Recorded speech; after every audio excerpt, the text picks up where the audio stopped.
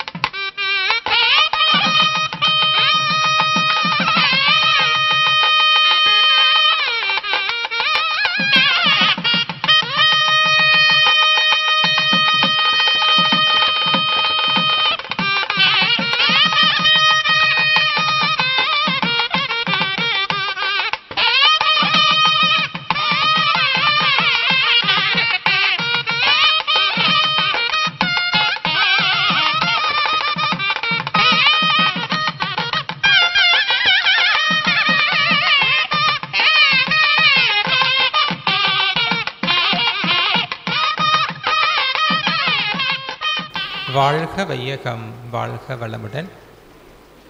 மனைவி நல வேட்பு தின விழாவிற்கு வருகை புரிந்துள்ள அனைவருக்கும் குற்றாலம் மனவளக்கலை மன்றம் அறக்கட்டளை சார்பாக இனிய மாலை வணக்கங்களையும் வாழ்த்துக்களையும் தெரிவித்து மகிழ்கின்றோம். வாழ்க வளமுடன். நிகழ்ச்சியின் தொடக்கமாக இறை வணக்கம் பேராசிரியர் சமுத்திர செல்வி அம்மா அவர்கள்.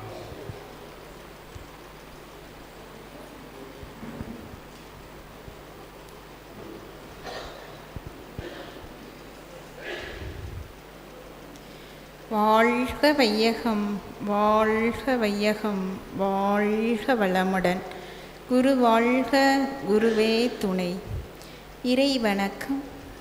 எல்லாம் வல்ல தெய்வமது எங்கும் உள்ளது நீக்கமற சொல்லால் மட்டும் நம்பாதே சுயமாய்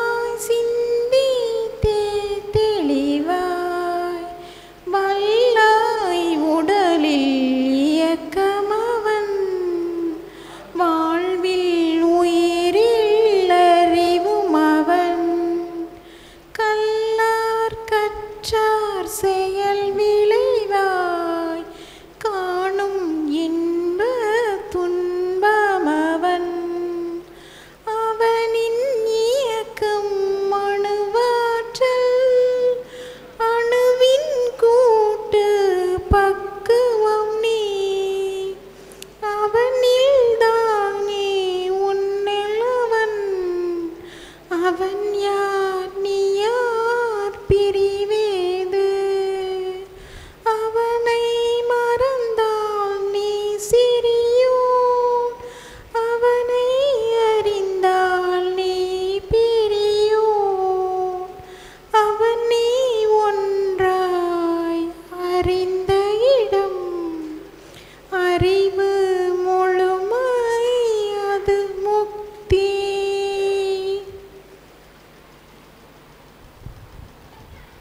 குரு வணக்கம். பேராசிரியர் சுகந்தி அம்மா அவர்கள்.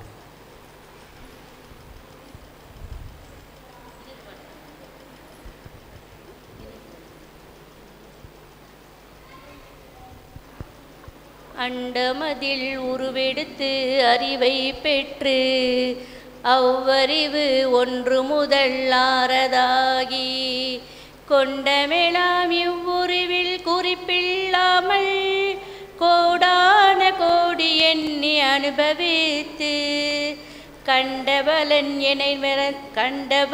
என்னை மறந்த நினைந்தேன் அப்போ கருத்துணர்த்தி கனல் மூட்டி கருவாம் ஞான குண்டலனி என்னும் மெய் உணர்வு எழுப்பி குறித்து என்னை அறிவித்த குருவே அன்பே, குருவே அன்பே.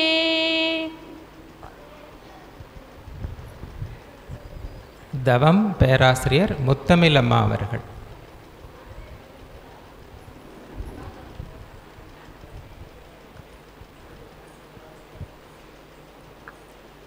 வாழ்க வளமுடன். நாம் அமர்ந்துள்ள இடத்தை சுற்றிலும் நல்ல தெய்வீக ஆற்றலே நிரம்பின. நாம் அமர்ந்துள்ள இடத்தை சுற்றிலும் நல்ல தெய்வீக ஆற்றலே நிரம்பின. நாம் அமர்ந்துள்ள இடத்தை சுற்றிலும் நல்ல தெய்வீக ஆற்றலே நிரம்பின. அருட்பேராற்றல் உடலிலே உயிரிலே அலையலையாக பாய்வதை உணர்கிறோம். அருட்பேராற்றல் உடலிலே உயிரிலே அலையலையாக பாய்வதை உணர்கிறோம். அருட்பேராற்றல் உடலிலே உயிரிலே அலையலையாக பாய்வதை உணர்கிறோம்.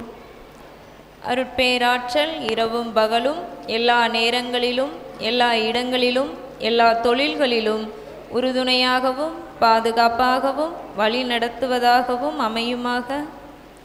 அன்னைக்கு வணக்கம், தந்தைக்கு வணக்கம், ஆசான் அருட்தந்தை வேதாத்ரி மகரிஷி அவர்களுக்கு வணக்கம்.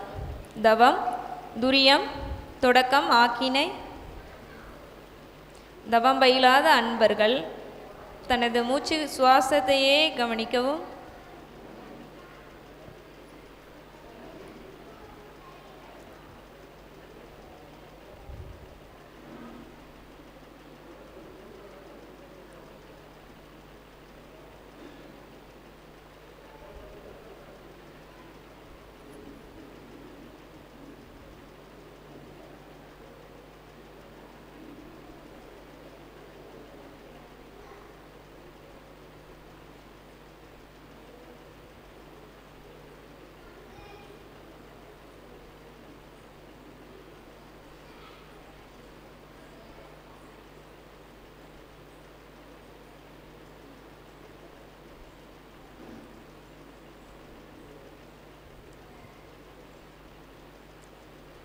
துரியம் தலை உச்சியிலே மனம் ஒன்றி தவம் ஏற்றுவோம்.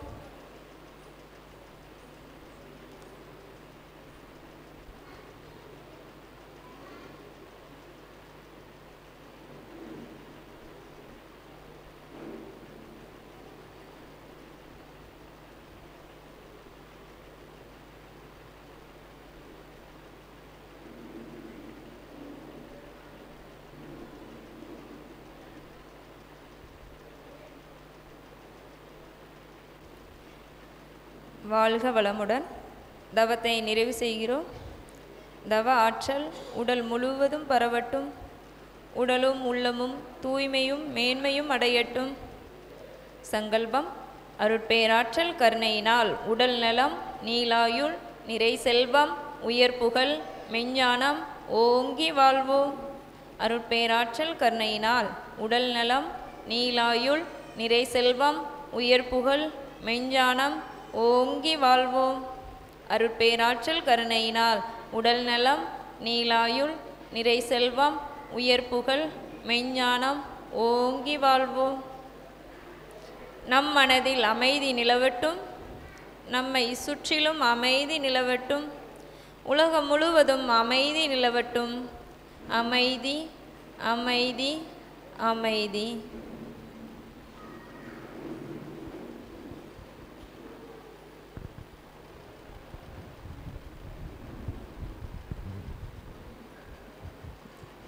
வரவேற்புரை மற்றும் முன்னிலை உரை.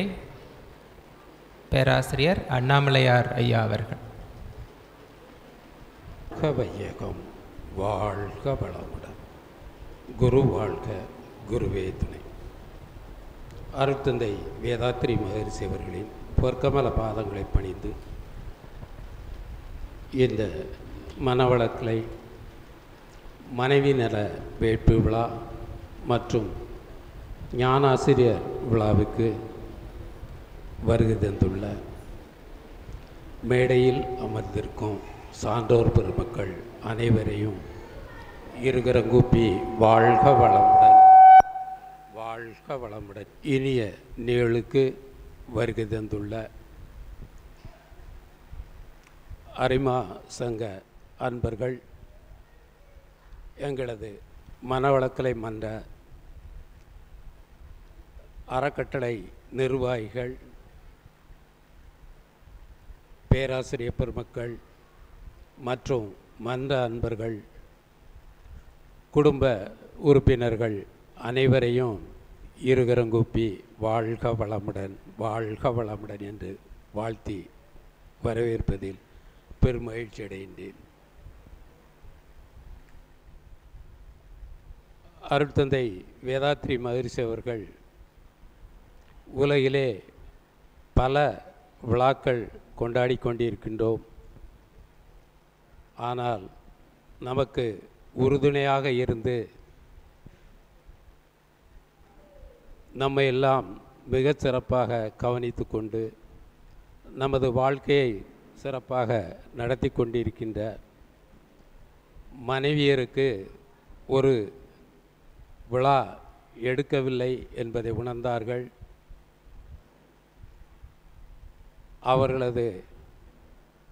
அவர்களை கௌரவிக்கும் விதமாக இந்த மனைவி நல வேட்பு விழாவை நாம் நடத்தினால் நல்லது என்று எண்ணி தனது வாழ்க்கை துணைவியார் அன்னை லோகாம்பாள் அவர்களின் பிறந்த தினத்தை உலக சமுதாய சேவா சங்கத்தின் மனைவி நல வேட்பு விழாவாக நடத்தலாம் என்று கேட்டுக்கொண்டதற்கிணங்க மன்ற அன்பர்கள் அனைவரும் அதை ஏற்றுக்கொண்டு அவர்களது பிறந்த நாளை மனைவி நல வேட்பு விழாவாக வருடந்தோறும் கொண்டாடி கொண்டிருக்கின்றோம். அந்த வகையில் தமிழகம் மட்டுமல்லாது உலகின் பல பகுதிகளிலும் சுமார் 128 நாடுகளிலே நமது உலக சமுதாய சேவா சங்கமானது மிக சிறப்பாக கொண்டாடி கொண்டிருக்கின்றது. தமிழகம் மட்டுமல்லாது நமது அண்டை மாநிலமான கேரளா, கர்நாடகா, ஆந்திரா மற்றும் வட மாநிலங்களிலும் இந்த விழாவானது ஆகஸ்ட் 30ஆம் தேதி அல்லது அதைத் தொடர்ந்து உள்ள நாட்களிலே பெண்ணினத்தை போற்றும் விதமாக, மனைவியரை வாழ்த்தும் விதமாக இந்த விழா அனைத்து இடங்களிலும் கொண்டாடப்பட்டு கொண்டிருக்கின்றது. அந்த வகையிலே 1997ஆம் ஆண்டு துவக்கப்பட்ட நமது குற்றாலம் மனவளக்கலை மன்ற அறக்கட்டளையின் மூலம் வருடந்தோறும் இந்த விழாவை கொண்டாடி கொண்டிருக்கின்றோம். இந்த ஆண்டும் நாம் இதை சிறப்பாக கொண்டாடி கொண்டிருக்கின்றோம். இந்த விழாவிற்கு வருகை தந்துள்ள அனைத்து தம்பதியினரையும் இருகரங்கூப்பி வாழ்க வளமுடன், வாழ்க வளமுடன் என்று மீண்டும் வாழ்த்தி மகிழ்கின்றேன். அதேபோன்று கடந்த ஆண்டு மிக சிறப்பாக இந்த மனவளக்கலை மன்றமானது சிறப்பாக செயல்படுவதற்கு பள்ளி கல்லூரிகள் மட்டுமின்றி பொதுமக்களுக்கும் இந்த கலையை கற்றுக் கொடுத்து கொண்டிருக்கின்ற ஆசிரிய பெருமக்களை கௌரவிக்கும் விதமாக ஞானாசிரியர் தினத்தையும் கொண்டாடி கொண்டிருக்கின்றோம். அந்த வகையில் சிறப்பாக தொண்டாற்றிய ஆசிரியர் பெருமக்களுக்கு இன்றைய தினம் நினைவு பரிசு வழங்குகின்றோம். அவர்கள் மென்மேலும் இந்த பணி சிறக்க இந்த குற்றாலம் மனவளக்கலை மன்ற அறக்கட்டளையானது இந்த பகுதியில் உள்ள மக்கள் அனைவருக்கும் வேதாத்திரியத்தை சிறப்பாக கற்றுக் கொடுப்பதற்கு ஊக்குவிக்கும் விதமாக ஞானாசிரியர் தினத்தில் அவர்கள் கௌரவிக்கப்படுகின்றார்கள்.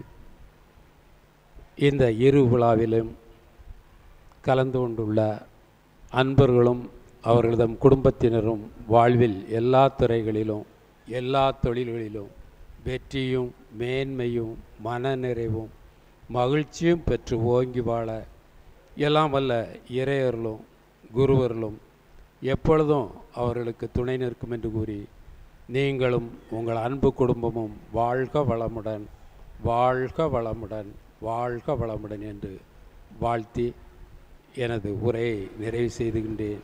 வாழ்க வளமுடன் வாழ்க வளமுடன் வாழ்க வளமுடன்.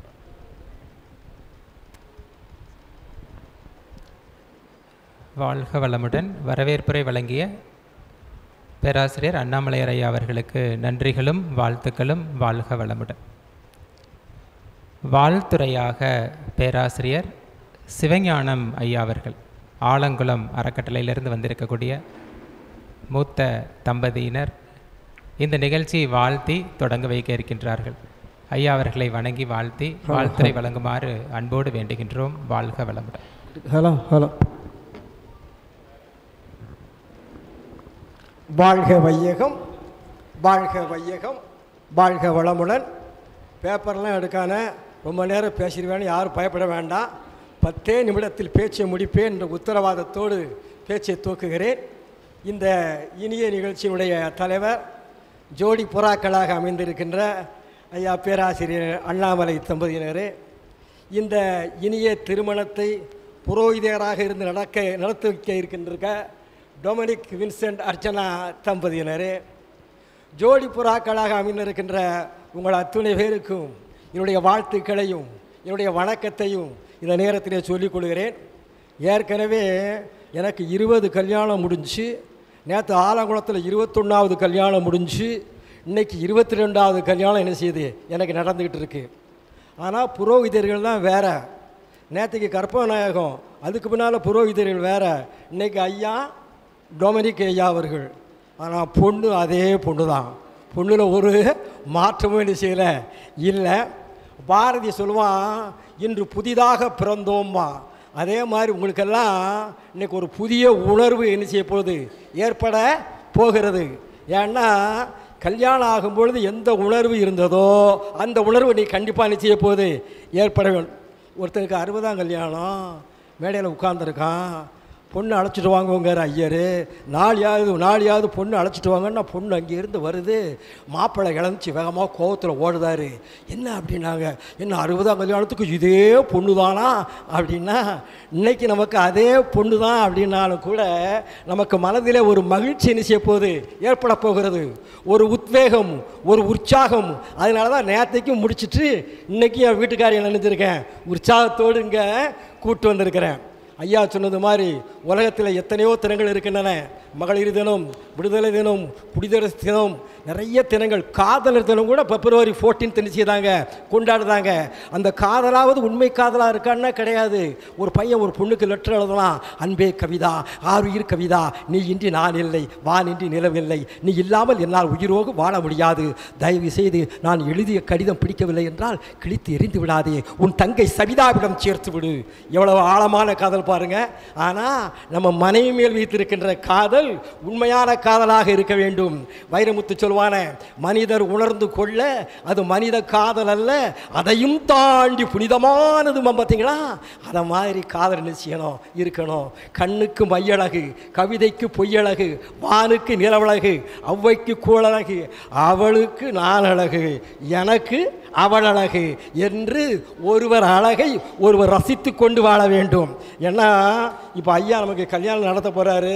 ஐயா என்ன செய்ய போகிறாரு, 2 பேரும் எதிரெதிர என்ன செய்ய போகிறாரு, உட்கார வைக்கத்தான் போகிறாரு. ஆனாலும் கூட நேற்றைக்கு கல்யாணத்தில் நடந்தது சொல்லுதேன். என் வீட்டுக்காரி ஐயா ஒருத்தர் கண்ணை ஒருத்தரை பாருங்கம்மா. இவர் சொல்கிறார், இவா சொல்லா மைண்டு வாய்ஸ் தான், வெளியே கேட்காது. யோ நீர் என்னைக்காவது இவ்வளோ ஒரு அன்பு பார்வை பார்த்துருக்கேன் ஐயா, இன்றைக்கு தானையா பார்க்கிறேன்னா. நான் சொன்னேன், தாயி அன்பு பார்வை தான் பார்க்க சொன்னார், நீ அக்கினி பார்வை என்ன செய்யாத பார்க்காதேன்னு நான் என்ன செய்தேன் சொன்னேன். எங்கள் மைண்டு வாய்ஸ் தான் பேசுச்சு. இன்றைக்கி உங்கள் கண்ணெல்லாம் நிச்சய போகுது, பேச போகுது. ஏன்னா மைண்டு வாய்ஸுக்கு கண்ணோடு கண் பேசினா அதுக்கு வார்த்தையே தேவையில்லைன்னு செய்வாங்க சொல்லுவாங்க. பார்வை ஒன்றே போதுமே பல்லாயிரம் சொல் வேண்டுமே மாதிரி அடிக்கடி நாம் அன்பு பார்வையை கணவன் மனைவிக்குள் செலுத்தி கொண்டே இருக்க வேண்டும். ஐயா நம்ம ஒருத்தர் கை மேலே ஒருத்தரை வைக்க சொல்லுவார். காந்த பரிமாற்ற தத்துவத்தை பற்றியெல்லாம் ஐயா விளக்கமாக என்ன செய்வார் சொல்லுவார். நம்முடைய காந்தம் மனைவிக்கும் மனைவியுடைய காந்தம் நமக்கும் ஒரு பரிமாற்றம் நடப்பதை நாம் என்ன செய்ய போகிறோம், உணர போகிறோம். அந்த நாள் ஞாபகம் நெஞ்சிலே வந்ததே நண்பனே நண்பனேன்னு மாதிரி அந்த நாள் நமக்கு ஞாபகம் வரும். எந்த நாள்? கல்யாணமான முதல் நாள். இந்த நாள் அன்று போல் இன்பமா இல்லையே அப்படின்னு அவளை பார்த்தா அவாயோ கிழவனுக்கு குறும்பு ரொம்பவா அப்படின்னா பொடி என் கட்டி கரும்பேன்னு நான் என்ன செய்தேன் சொன்னேன். பட்டுக்கோட்டை அருமையாக சொல்லுவான், வாழ்க்கை என்னும் வண்டிக்கு கணவனும் மனைவி இரண்டு சக்கரங்கள் உருண்டு எவ்வாறு வண்டியை நகர்த்துகிறதோ அதே போன்று கணவனும் மனைவியும் இணைந்து செயலாற்றி வாழ்க்கைங்கிற வண்டியை, குடும்பம் என்கின்ற வண்டியை கண்டிப்பாக உருளச் செய்ய வேண்டும். கல்யாணமான புதுசில் மனைவியை பார்த்து மானே தேனே கட்டி கரும்பே தவிட்டாத தெள்ளமுதே அப்படியெல்லாம் பலபட பாராட்டி பேசுவாங்க. சில பேர் பார்த்துட்டு சொல்லுவாங்க, நீ தேவயானி மாதிரி இருப்பாங்க. 2 பிள்ளை பெற்ற பிறகு தேவயானின்னு கேட்டா அங்கே என்ன குறைஞ்சி போச்சு? அன்பு குறைஞ்சி போச்சு. ஆலம் விழுதுகள் போல் உறவுகள் 1000 இருந்து பண்ண அதில் வேறான நீ இருந்தால் நான் வீண்டு விடாதிருப்பேன் கவிஞன் சொன்னா பார்த்தீங்களா? அப்படி இருக்க வேண்டும் வாழ்க்கையில். உன் கண்ணில் நீர் வடிந்தால் என் கண்ணில் உதிரம் கொட்டுதடின்னு சொல்லுவான் பார்த்தீங்களா? அப்படி இருக்க வேண்டும். புருஷனுக்கு மனைவிதானே சர்க்கரை பொங்கல், அதை போட்டு வைக்கும் தட்டுத்தானே பெண்களின் கண்கள்மா. நீங்கள் இளஞ்சோடிகள் சில பேர் வந்திருப்பீங்க, அவங்களுக்காக சொல்லுறேன். உங்களுக்கு மாமியார் இருந்தால் மகரிஷி சொல்வார், சாமர்த்தியமாக இருந்தால் மாமியார்ட்ட நல்ல பேர் என்ன செய்யலாம் வாங்கலாம் பாரு. ஒரே ஒரு சாமர்த்தியத்தை ஒன்று சொல்லித்தாரேன். ஒரு மருமக 2 தோசைக்கு தான் மாவு இருந்துச்சு. மாமனாரே உட்கார வச்சுட்டா, மாமியாரே உட்கார வச்சுட்டா. நல்லா கவனிச்சுக்கோங்க, 2 தோசைக்கு தான் மாவு. மாமனாருக்கு ஒரு தோசை வச்சா, மாமியாருக்கு ஒரு தோசை வச்சா. மாமியார் கேட்டா, ஏட்டி 2 தோசைக்கு மாவு இருந்துச்சு, நீ 2 பேர் எங்களுக்கு ஆளுக்கு ஒன்று வச்சுட்டியே, நீ பட்னியாவே கிடப்பேன்னா மாமியா. அதுக்கு இவ சொன்னா, அதுக்கு என்னத்தை நீங்கள் பாதி மாமா பாதி தந்தா போறோம்னா. இவளுக்கு என்ன ஆகி போச்சு? ஒரு தோசை கிடச்சி போச்சு. பார்த்தீங்களா? இந்த சாமர்த்தியம் இருந்தால் குடும்பத்தில் நல்ல பேர் என்ன செய்யலாம் வாங்கலாம். நீதி நீர் விளக்கத்தில் அருமையான ஒரு பாட்டு உண்டு. மாதாவோடு அறு சுவைவோம், தந்தையோடு கல்வி போம், உடன் பிறந்தாரோடு தோல் வலிவோம், மனைவியோடு எல்லாம் போம் என்ன செய்தான் சொன்னா. பசியை தீர்ப்பதிலே அன்னையாக இருக்கிறாள் யார்? மனைவி. படுக்கை அறைகளே தோழியாக இருக்கிறாள். பணியடை செய்வதிலே தாதியாக இருக்கிறாள். குடும்பம் காப்பதிலே தலைவியாக இருக்கிறாள். அப்பேற்பட்ட மனைவியை இந்த மனைவி நல வேட்பு நாள் மட்டுமல்ல, அனுதினமும் அவள் நலம் காப்பவர்களாக நாம் கண்டிப்பாக இருக்க வேண்டும் என்று சொல்லி, என் வீட்டுக்கார் பேர் ஜெயலட்சுமி. ஜெயலட்சுமியே வீணையடி நீ எனக்கு, மீட்டும் குரல் நான் உனக்கு, சத்தியவதியே உத்தமியே ரத்தினமே உன்னை வாழ்க வளமுடன் 1000 ஆண்டு வாழ வேண்டும் உன்னை வாழ்த்துவதோடு வந்திருக்கின்ற ஜோடி புறாக்கள் அத்தனை பேரும், பேராசிரியர் டொமினிக் உட்பட, ஐயா அண்ணாமலை உட்பட அத்தனை பேரும் உடல் நலம், நீளாயுள், நிறை செல்வம், உயர் புகழ், மெஞ்ஞான ஓங்கி வாழ்க வளமுடன், வாழ்க வளமுடன், வாழ்க வளமுடன். பேராசிரியர் சிவஞானம் ஐயா அவர்களுக்கு நன்றிகளும் வாழ்த்துக்களும். நமக்கெல்லாம் வயசானால் கொஞ்சம் அப்படியே சோர்ந்து போயிட்டே இருப்போம். ஐயா அவர்கள் வயசாக இளமையாக நிறைய மனைவி நல வேட்பு நிறுவனம் அட்டன் பண்ணதுக்கான ஒரு ப்ரூஃப் அவர் பார்த்தீங்கன்னா தெரியும். ஸோ மிகச்சிறப்பாக ஆர்வத்தோடு எங்களை எல்லாம் வாழ்த்தி நிறைவு செய்ததற்கு நன்றி. வாழ்க வளமுடன். வாழ்த்துறை பேராசிரியர் உமா கலைச்செல்வன் அம்மா அவர்கள். ஒரு சின்ன வாழ்த்துங்கம்மா, ஆரம்பிச்சு வச்சார்.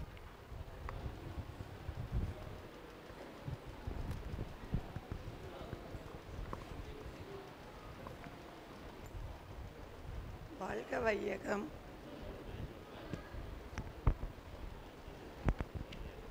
வாழ்க வையகம். வாழ்க வையகம்.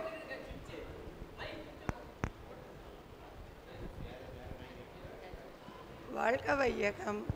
வாழ்க வையகம்.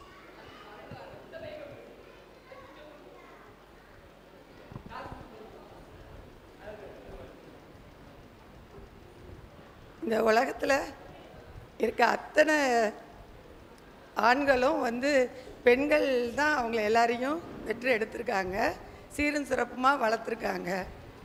எல்லாத்துக்கும் அடிப்படை இந்த உலகத்தில் ஆதாரமே பெண்கள் தான்.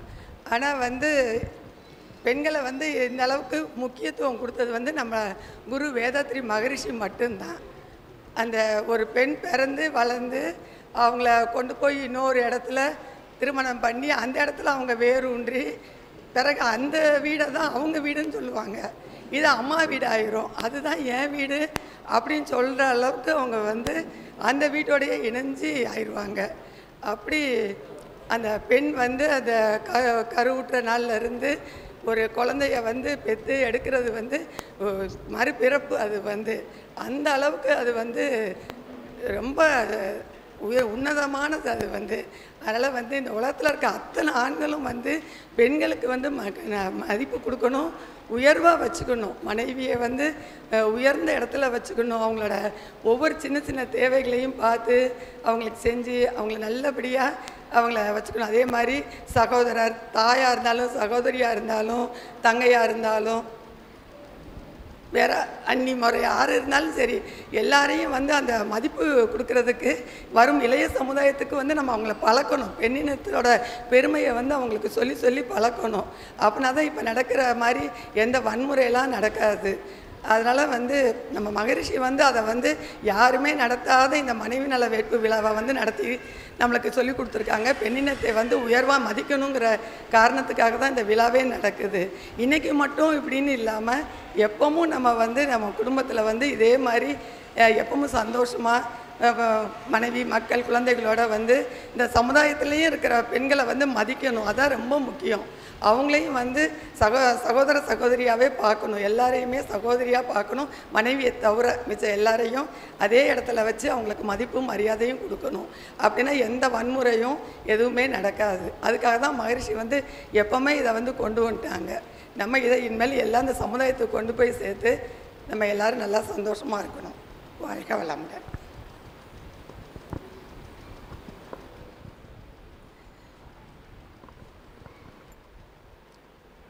வாழ்க வையகம். வாழ்க வையகம். வாழ்க வளமுடன். மனைவி நல வேட்பு விழா நிகழ்ச்சிக்காக வந்துள்ள சிறப்பு தம்பதியினருக்கும் தம்பதியராக வந்திருக்கக்கூடிய அனைத்து அன்பர்களுக்கும், மனவளக்கலை அன்பர்கள், பொதுமக்கள், குழந்தைகள் அனைவருக்கும் இனிய மாலை வணக்கங்கள், வாழ்த்துக்கள். வாழ்க வளமுடன். அருட்தந்தை வேதாத்ரி மகரிஷி அவர்களை ஒரு ஆன்மீக குருவாக பலருக்கும் தெரியும். அவரை சுவாமிஜி, சாமி அப்படின்லாம் கூப்பிடுவாங்க.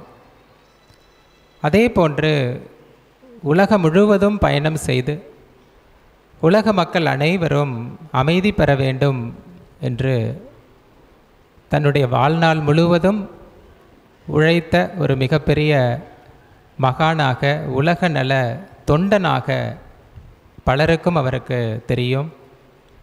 ஆயுர்வேதா, யோகா, யுனானி, சித்தா, ஹோமியோபதி என்று சொல்லி இந்திய மருத்துவத்தை எல்லாம் கற்று தேர்ந்து ஒரு சிறந்த மருத்துவ நிபுணராக வாழ்ந்ததும் பலருக்கு அனுபவம் உண்டு.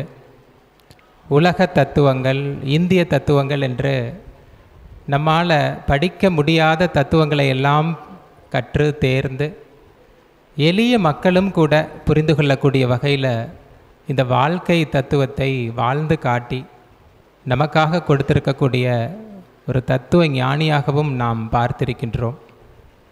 இது எல்லாவற்றையும் தாண்டி ஒரு மிகச்சிறந்த இல்லற ஞானியாக வாழ்ந்து காட்டிய மகான். மீது எல்லாத்தையும் செஞ்சிடலாம், ரொம்ப ஈஸி. ஆனால் இல்லறத்தில் ஞானியாக வாழ்வது மிக மிக கடினமான ஒன்று.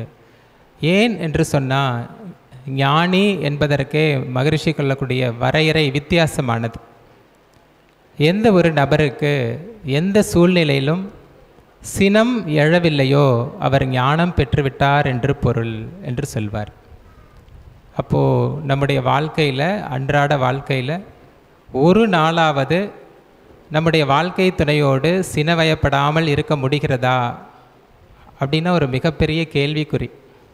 ஆனால் ஒரு மனிதர் தன்னுடைய வாழ்நாள் முழுவதும் தன்னுடைய மனைவியோடு சினவயப்படாமல் வாழ்கின்ற ஒரு வாழ்க்கையை வாழ்ந்து காட்டி மனைவிக்காக ஒரு தினத்தையும் உருவாக்கி கொடுத்திருப்பது என்பது இந்த உலகிற்கு ஒரு புதிய அனுபவம் என்றே நாம் சொல்லலாம். உலகம் முழுக்க இயற்கைக்கு தினம் வைத்திருக்கிறோம். காடுகள் தினம், சுற்றுச்சூழல் தினம், பூமி தினம். இதெல்லாம் எதற்கு என்று சொன்னால் அவற்றையெல்லாம் நாம் அழித்து கொண்டிருக்கிறோம். அதை நினைவுபடுத்துவதற்காக ஒரு விழிப்புணர்வுக்காக ஏற்படுத்தியது. விலங்குகளுக்கு கூட தினங்கள் இருக்கிறது. புலிகளுக்கு தினம் இருக்குது, சிட்டுக்குருவிக்கு தினம் இருக்கிறது. மனிதர்களுக்கு தினம் இருக்கிறதா என்று கேட்டால் அன்னையர் தினம், ஐயா சொன்ன மாதிரி தந்தையர் தினம், குழந்தைகள் தினம், ஆசிரியர் தினம் என்று பொதுவாக தினங்கள் எல்லாம் நாம் வச்சுருக்கோம். நம்முடைய பண்பாட்டில் சுமங்கலி பூஜை என்று ஒன்று உண்டு. இந்த சுமங்கலி பூஜை யாருக்கு என்று சொன்னால் கணவர்களுக்காக மனைவிமார்கள் எல்லாம் விரதமிருந்து பூஜை செய்து என்னுடைய வாழ்க்கை துணை நீண்ட ஆயுளோடு ஆரோக்கியமாக வாழ வேண்டும் என்று நீண்ட நெடிய பண்பாடு நமக்கு பழக்கம் இருக்கிறது. ஆனால் மகளிருக்கென்று ஒரு தினம் உலக அளவில் இருக்கா அப்படின்னு கேட்டிங்கன்னா இல்லவே இல்லை. ஏன் அப்படின்னா மகளிர் தினம் இருக்கே அப்படின்னு ஒரு கேள்வி உங்களுக்கு வரும். அந்த மகளிர் தினத்தை கூட நாம பார்த்து மகளிருக்கு கொடுக்கவில்லை.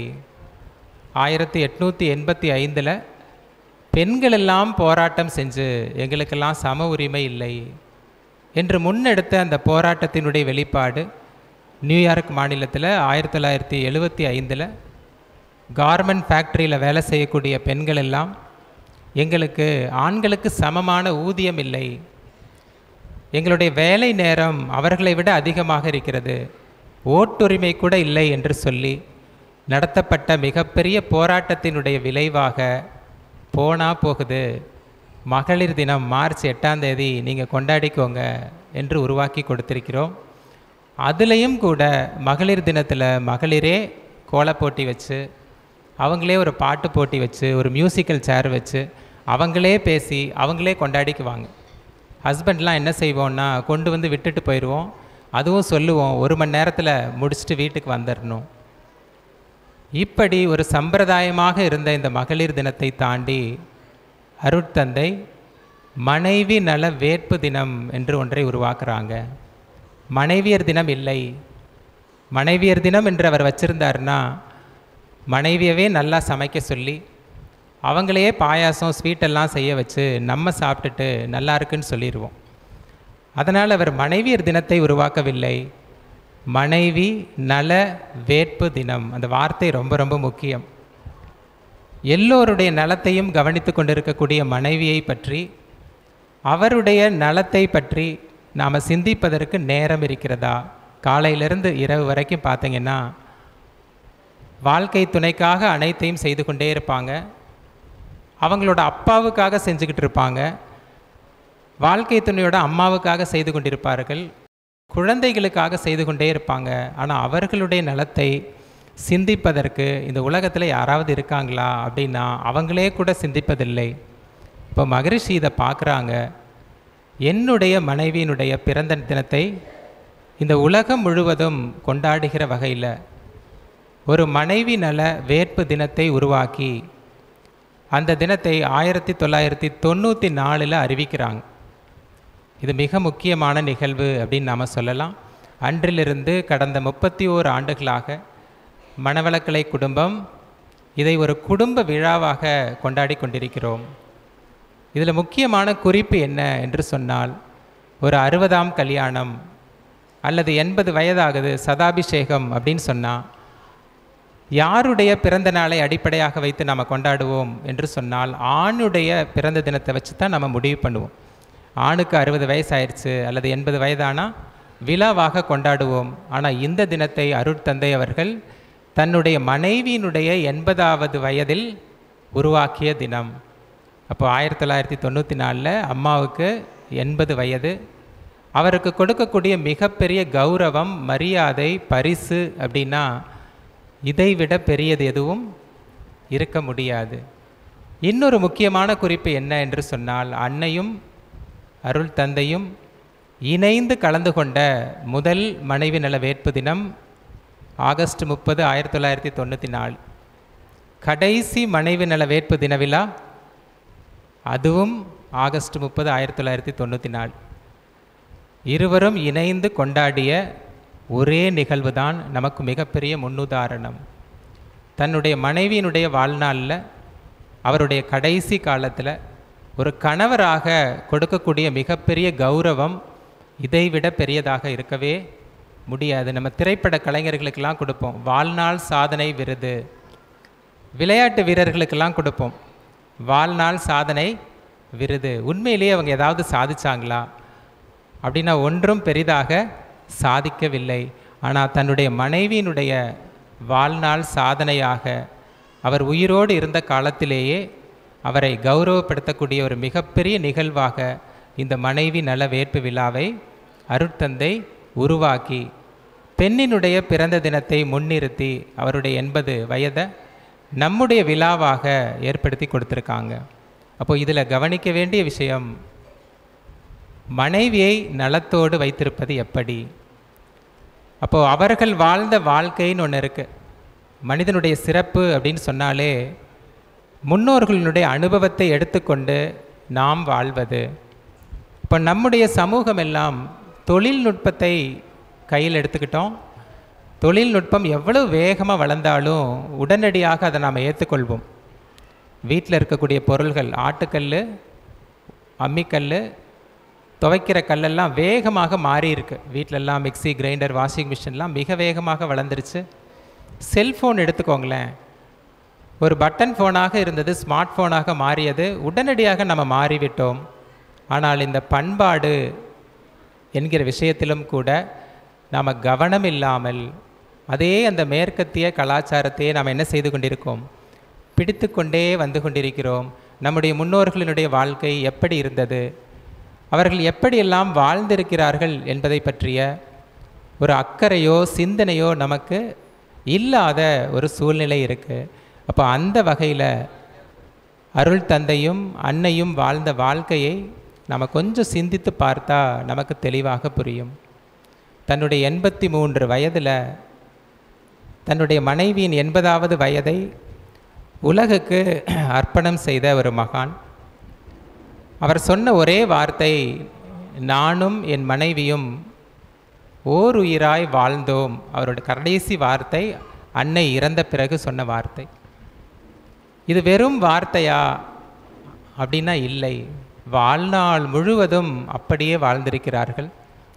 அப்போ மகரிஷிக்கு 3 வயது இருக்கும் பொழுது அவங்க அக்காவினுடைய பெண் குழந்தை தான் அன்னை லோகாம்பாள்.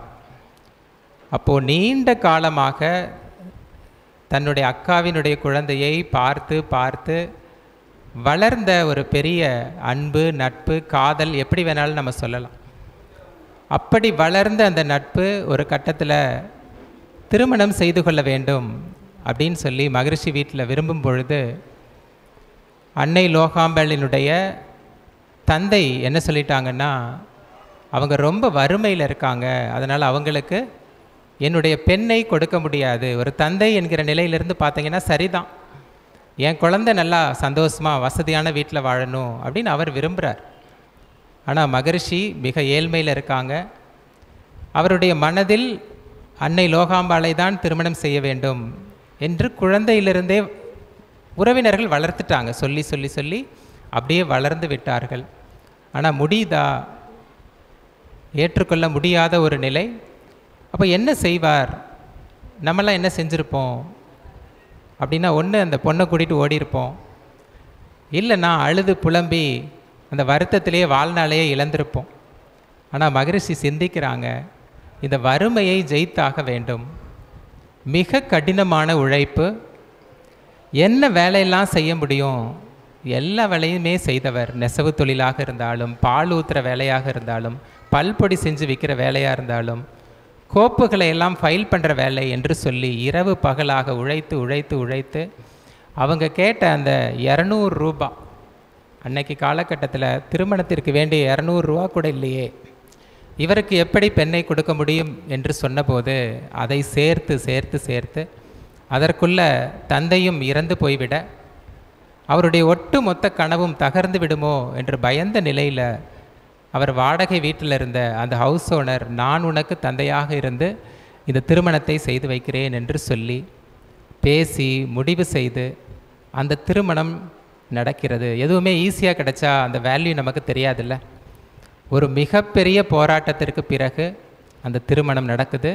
அந்த மகரிஷி தன்னுடைய வார்த்தையில் எழுதுகிறாங்க, என் உள்ளத்தை புரிந்து கொண்டவளை, அன்பும் உயர்ந்த பண்பும் கொண்டவளை மனைவியாக அடையப் போகிறேன் என்கின்ற உணர்வே ஒரு பேரின்பமாக இருக்கிறது. முதல் லவ் லெட்டர் தன்னுடைய திருமணம் செய்து கொள்ளக்கூடிய தன்னுடைய மனைவியை பற்றி மகரிஷி எழுதுகிறாங்க. இப்படி ஆரம்பித்த வாழ்க்கை அப்படியே இனிமையாக போயிருமா? வாய்ப்பு இல்லை. ஒரு 9 ஆண்டுகள் அற்புதமான வாழ்க்கை, ஆனால் குழந்தை இல்லை. மகரிஷிக்கு 21 வயசில் திருமணம், அன்னை லோகாம்பாளுக்கு 19 வயது. ஒரு 9 ஆண்டுகள் கடந்து விட்ட பிறகு இந்த உலகம் சும்மா இருக்குமா அப்படின்னா சும்மா இருக்காதில்ல. யாரை குறை சொல்லுவாங்கங்க?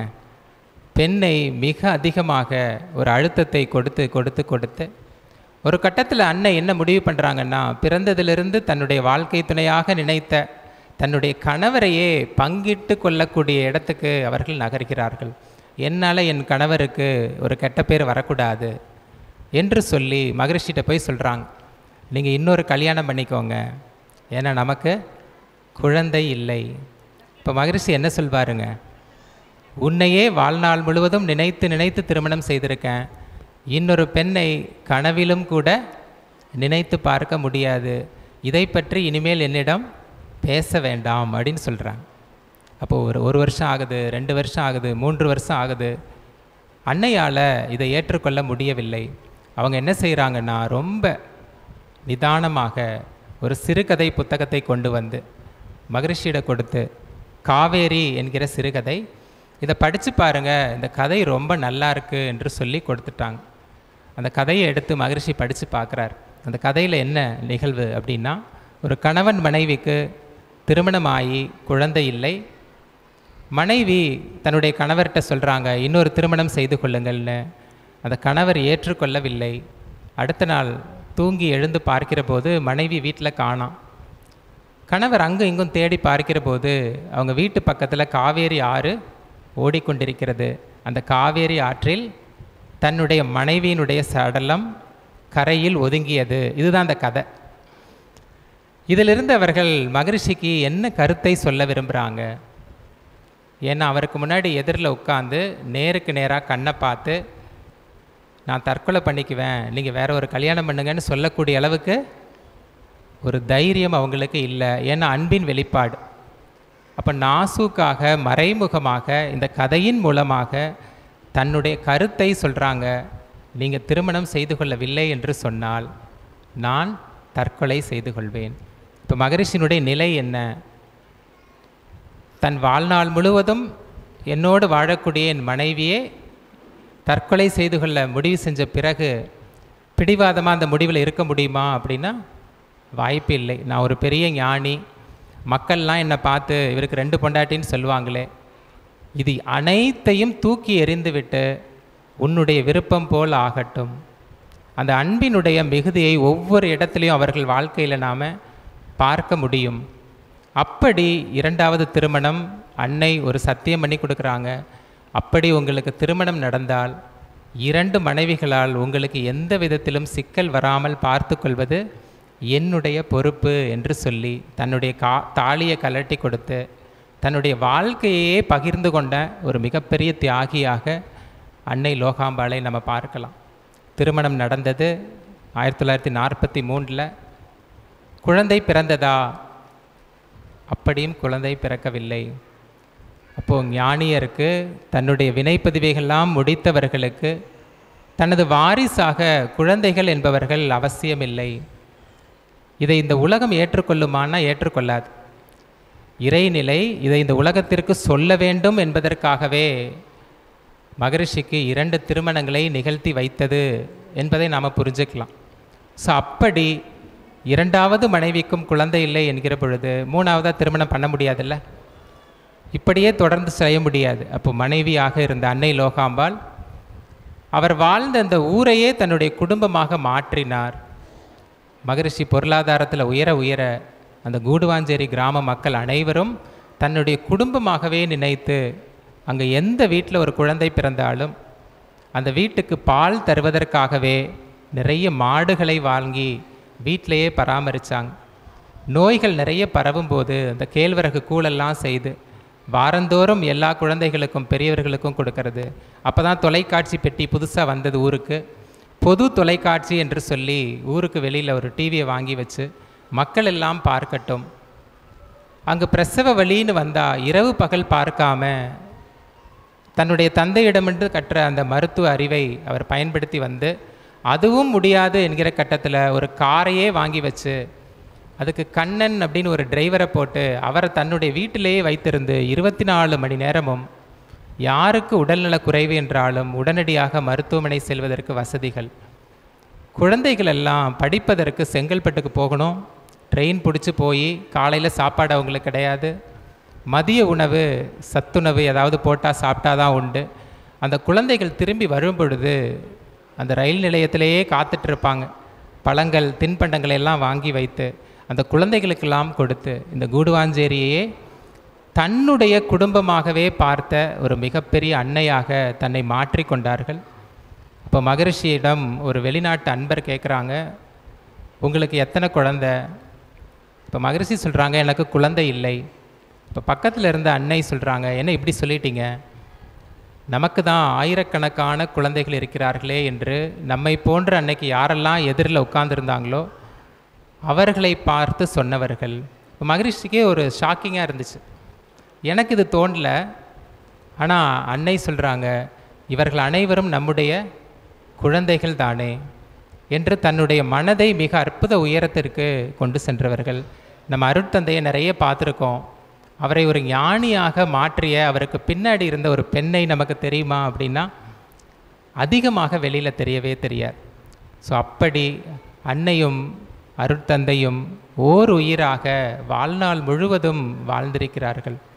ஒரு கட்டத்தில் உடல்நிலை சரியில்லாமல் போனாலும் கூட மகரிஷி அவர் பக்கத்தில் போய் உட்கார்ந்து அவர் மனதில் என்ன நினைக்கிறாரோ அதை அப்படியே இவர் சொல்வார். அப்போ அவங்கள்ட்ட கேட்குறாங்க, அவங்க பேசவே இல்லையே, உங்களுக்கு எப்படி புரியும் என்று கேட்கிற போது அவர் சொல்கிறாங்க, பேசணுன்னு அவசியம் இல்லை, அவங்க என்ன நினைத்தாலும் எனக்கு தெரியும், நான் என்ன நினைத்தாலும் அவர்களுக்கு தெரியும் என்று சொல்வதையெல்லாம் நாம் பார்க்க முடிகிறது.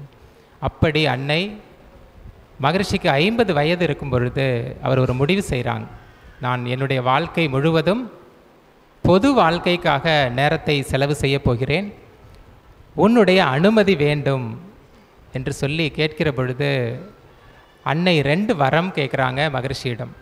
நமக்கு தசரதன்கிட்ட கைகேயி வரம் கேட்டதெல்லாம் தெரியும். அந்த 2 வரங்கள் ஒரு மிகப்பெரிய அரசாட்சியையே தலைகீழாக புரட்டி போட்டது. ஆனால் இந்த அன்னை கேட்ட வரம், ஒரு காலத்தில் நீங்கள் ஒரு பெரிய நபராக மாறிய பிறகு நிறைய கூட்டம் உங்களை சுற்றி இருக்கும், அப்போ நான் உங்களை பார்க்க வர வேண்டும் என்று சொன்னால் யாரும் அனுமதிக்க மாட்டார்கள், அப்போது நான் எப்போ வந்து உங்களை பார்க்க வேண்டும் என்று சொன்னாலும் உங்களை சந்திப்பதற்கு எனக்கு அனுமதி வேண்டும். இது முதல் ஒரு வேண்டுகோளாக வச்சாங்க. 2வது வேண்டுகோள், உங்களுக்கு ஒருவேளை உடல்நலக் குறைவு ஏற்பட்டால் உங்களுக்கு அருகில் இருந்து கவனிக்கக்கூடிய வாய்ப்பை எனக்கு நீங்கள் தர வேண்டும். இந்த 2 வரங்களை மட்டுமே அன்னை அருட்தந்தையிடம் கேட்குறாங்க. அவரும் மனமுவந்து கண்ணீரோடு சொல்கிறாரு, உனக்கு இல்லாததா, நீ எப்பொழுது வேண்டுமானாலும் என்னை வந்து சந்திக்கலாம் என்று சொல்லிவிட்டு வருகிறார்கள். அதற்கு பிறகு காலங்களில் அன்னையினுடைய உடல்நிலை சரியில்லாமல் படுத்திருக்கிற போது கூட மகரிஷி போய் பார்க்கிற போது அன்னை பார்த்த உடனே சொல்கிற வார்த்தை, உங்களை சந்திப்பதற்கு நிறைய பேர் அங்கே காத்துக்கிட்டு இருக்கும்போது என்ன பார்க்குறதுக்கு இங்கே எதுக்கு வரீங்க? உனக்கு உடல்நிலை சரியில்லைன்னு பார்க்க வந்தேன் என்று சொன்னாலும் கூட எனக்கு ஒன்றும் ஆகாது, நீங்கள் போய் அவர்களை சந்தித்து அவர்களுக்கு வேண்டியதை செய்யுங்கள் என்று சொல்கிற அளவிற்கு ஒரு மிகப்பெரிய தியாகியாக தன்னுடைய வாழ்நாள் முழுவதும் வாழ்ந்து 1994 டிசம்பர் 24 இயற்கை எய்தினார்கள். அதுக்கு முன்னாடி அன்னை சொல்கிறாங்க, என்னுடைய மரண செய்தியை அருட்தந்தையிடம் சொன்னால் அவர் குலுங்கி குலுங்கி அழுவார், அவரை கவனமாக பார்த்து கொள்ளுங்கள். அதே போன்று அருட்தந்தையினுடைய அந்த ஒரு நிகழ்ச்சி நடந்து கொண்டிருக்கிறது. ஒரு பயிற்சியில் இருக்காங்க. அப்போது தகவல் வந்து சொல்கிறாங்க, இந்த மாதிரி அம்மா இறந்துட்டாங்க. அப்படியே அவரால் தாங்க முடியாத உணர்வோடு குலுங்கி குலுங்கி அழுது கண்களில் நீர் வடிய, எவ்வளவு பெரிய மகானாக இருந்தாலும் தன் உயிரோடு உயிராக கரைந்திருந்த ஒரு மிகப்பெரிய உறவு மனைவி. நம்ம நல்லா புரிந்து கொள்ள வேண்டிய இடம் இதுதான். நம்முடைய பெற்றோர்கள் நமக்கு இரத்த சொந்தம், நம்முடைய பிள்ளைகள் நம்முடைய இரத்த சொந்தம். ஆனால் வாழ்க்கை துணை யாருங்க? மனைவி அமைவதெல்லாம் இறைவன் கொடுத்த வரம். நம்முடைய கருமையம் நாம் பிறந்த போதே நமக்கான துணையை இந்த இறையாற்றல் மூலமாக தேர்ந்தெடுத்து விடுகிறது. நம்ம யாருமே தேர்ந்தெடுத்து எந்த மனைவியையோ கணவனையோ பெறவில்லை. இது நமக்கு நல்ல புரிய வேண்டும். அப்போ இறைவன் கொடுத்த மிகப்பெரிய வரம், அதுதான் சுயம் வரம் அப்படின்னு ஒரு வார்த்தையில் சொல்லுவாங்க. ஒரு காலத்தில் பெண்கள் எல்லாம் தன்னுடைய துணையை தானே தேர்ந்தெடுக்கலாம்.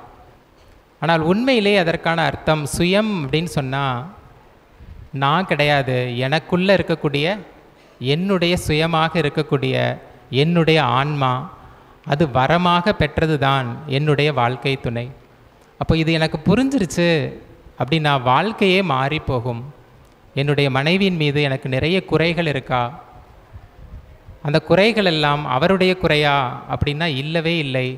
என்னுடைய குறையை நீக்குவதற்கு இறைவனே அனுப்பிய ஒரு மிகப்பெரிய கருவியாக என்னுடைய வாழ்க்கை துணை எனக்கு வந்திருக்கிறார். இந்த பிரபஞ்சத்திலேயே என்னுடைய வாழ்க்கை துணைக்கு விட உயர்வான ஒரு துணை எனக்கு கிடைக்கும் அப்படின்னு நான் நம்புவதே மிக தவறு என்று மகரிஷி சொல்வாங்க. ஸோ அப்படி நம்ம அனைவருக்குமே ஒரு அற்புதமான வாழ்க்கை துணை கிடைத்திருக்கிறார்கள். அவர்களை நம்ம ஒரு நாளாவது ஒரு மதிப்போடு பாராட்டி அவருடைய உடல் நலம் சார்ந்து ஒரு அக்கறையோடு விருப்பத்தை நாம் தெரிவிச்சிருப்போமா என்று கேட்டால் வாய்ப்பே இல்லை. ஓடிக்கிட்டே இருப்போம். ஒருவேளை மனைவிக்கு உடல்நலம் சரியில்லை அப்படின்னா மட்டும்தான் கொஞ்சம் நின்று யோசித்து பார்ப்போம். அதுவும் நிறைய ஆண்கள் மனைவி இறந்துட்டா கூட பெரிய மாற்றம்லாம் ஒன்றும் இருக்காது. ஒரு மாதம் 2 மாதம், அதுக்கப்புறம் அதை கடந்து போய்விடுவார்கள். இன்னொரு திருமணம் கூட செஞ்சுக்குவாங்க. ஆனால் மனைவி தனியாக இருந்து தன்னுடைய குழந்தைகளையெல்லாம் வளர்த்து மிகப்பெரிய நபராக மாற்றிய வரலாறு நிறைய நமக்கு தெரியும். ஆனால் எத்தனை ஆண்கள் அதுபோல தன்னுடைய மனைவி இறந்த பிறகு தன்னுடைய குழந்தைகளுக்காக தனியாக வாழ்கிறார்கள் அப்படின்னு கேட்டிங்கன்னா ஒரு சிலர் அல்லது 2 பேர் 3 பேர் தான் இருப்பார்கள்.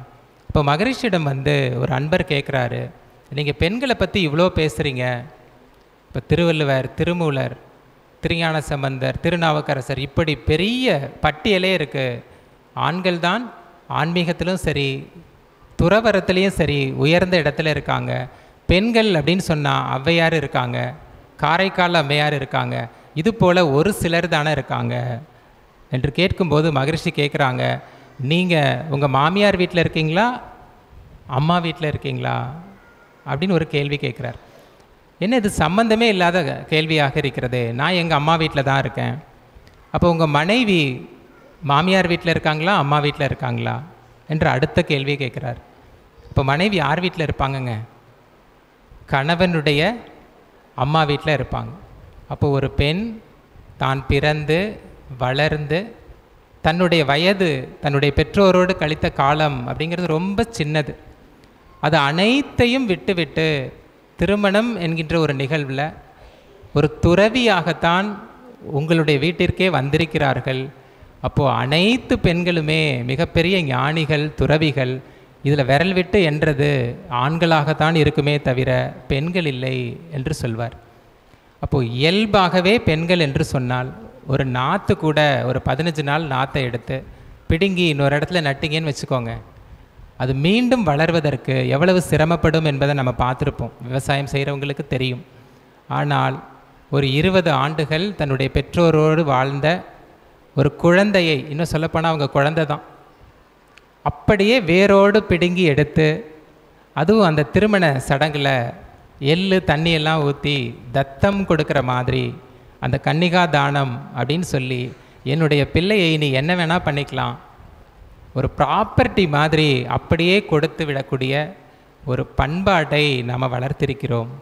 ஆனால் அந்த பெண்ணினுடைய மதிப்பு மரியாதை நமக்கு புரிகிறதா அப்படின்னு சொன்னால் புரியவே இல்லை. எங்களுக்குமே புரியல, அவர் சொன்னதுக்கப்புறம் தான் தெரிஞ்சிச்சு. அப்போ உண்மையிலேயே பெண்கள் அப்படின்னு சொல்கிறவங்க இயற்கையிலேயே தியாகிகளாக, அவர்களை உருவாக்கிய இறை ஒரு மிகப்பெரிய அற்புதத்தை செய்திருக்கிறது. மகரிஷி ஒரு கவியில் எழுதுகிறாங்க, எல்லையற்ற ஆற்றலுள்ள இறைவன் திருவுள்ளம் என்ன, எவ்வுயிரும் தோன்றுதற்கு திருவழியாய் வல்லமையாய் பெண்ணினத்தை வடிவமைத்தான் அற்புதமே, வாழுகின்ற மக்களில் இவ்வளம் அறிந்தோர் எத்தனை பேர். இந்த 4 வரியை வச்சு பார்த்தீங்கன்னா, முதல் வரியில் என்ன சொல்வாங்கன்னா, இந்த இறைவன் இவ்வளவு ஆற்றல் இருந்தாலும் கூட இறைவனால் ஒரு குழந்தையை உருவாக்க முடியாது. யார் மூலமாக உருவாக்கணுங்க? பெண்கள் மூலமாக தான் உருவாக்கி ஆக வேண்டும். அப்போது பிரம்மா அப்படின்னு சொன்னால் யாருன்னா பெண்கள் தான் பிரம்மாக்களாக. இந்த உலகத்தில் வாழ்கிற அத்தனை ஜீவனும் எங்கிருந்து வந்திருக்கோம் அப்படின்னா பெண்கள்கிட்டேருந்து தான் வந்திருக்கோம். அவர்களை இறைவன் எப்படி படைச்சிருக்காருன்னா வல்லமையாய் படைத்திருக்கிறார். நம்ம வீட்டில் கூட மனைவி இருப்பாங்க, நீங்கள் நல்லா கவனித்து பாருங்கள். காலையிலேருந்து இரவு வரை அந்த வீடு முழுவதும் அவங்க கவனிச்சுக்குவாங்க.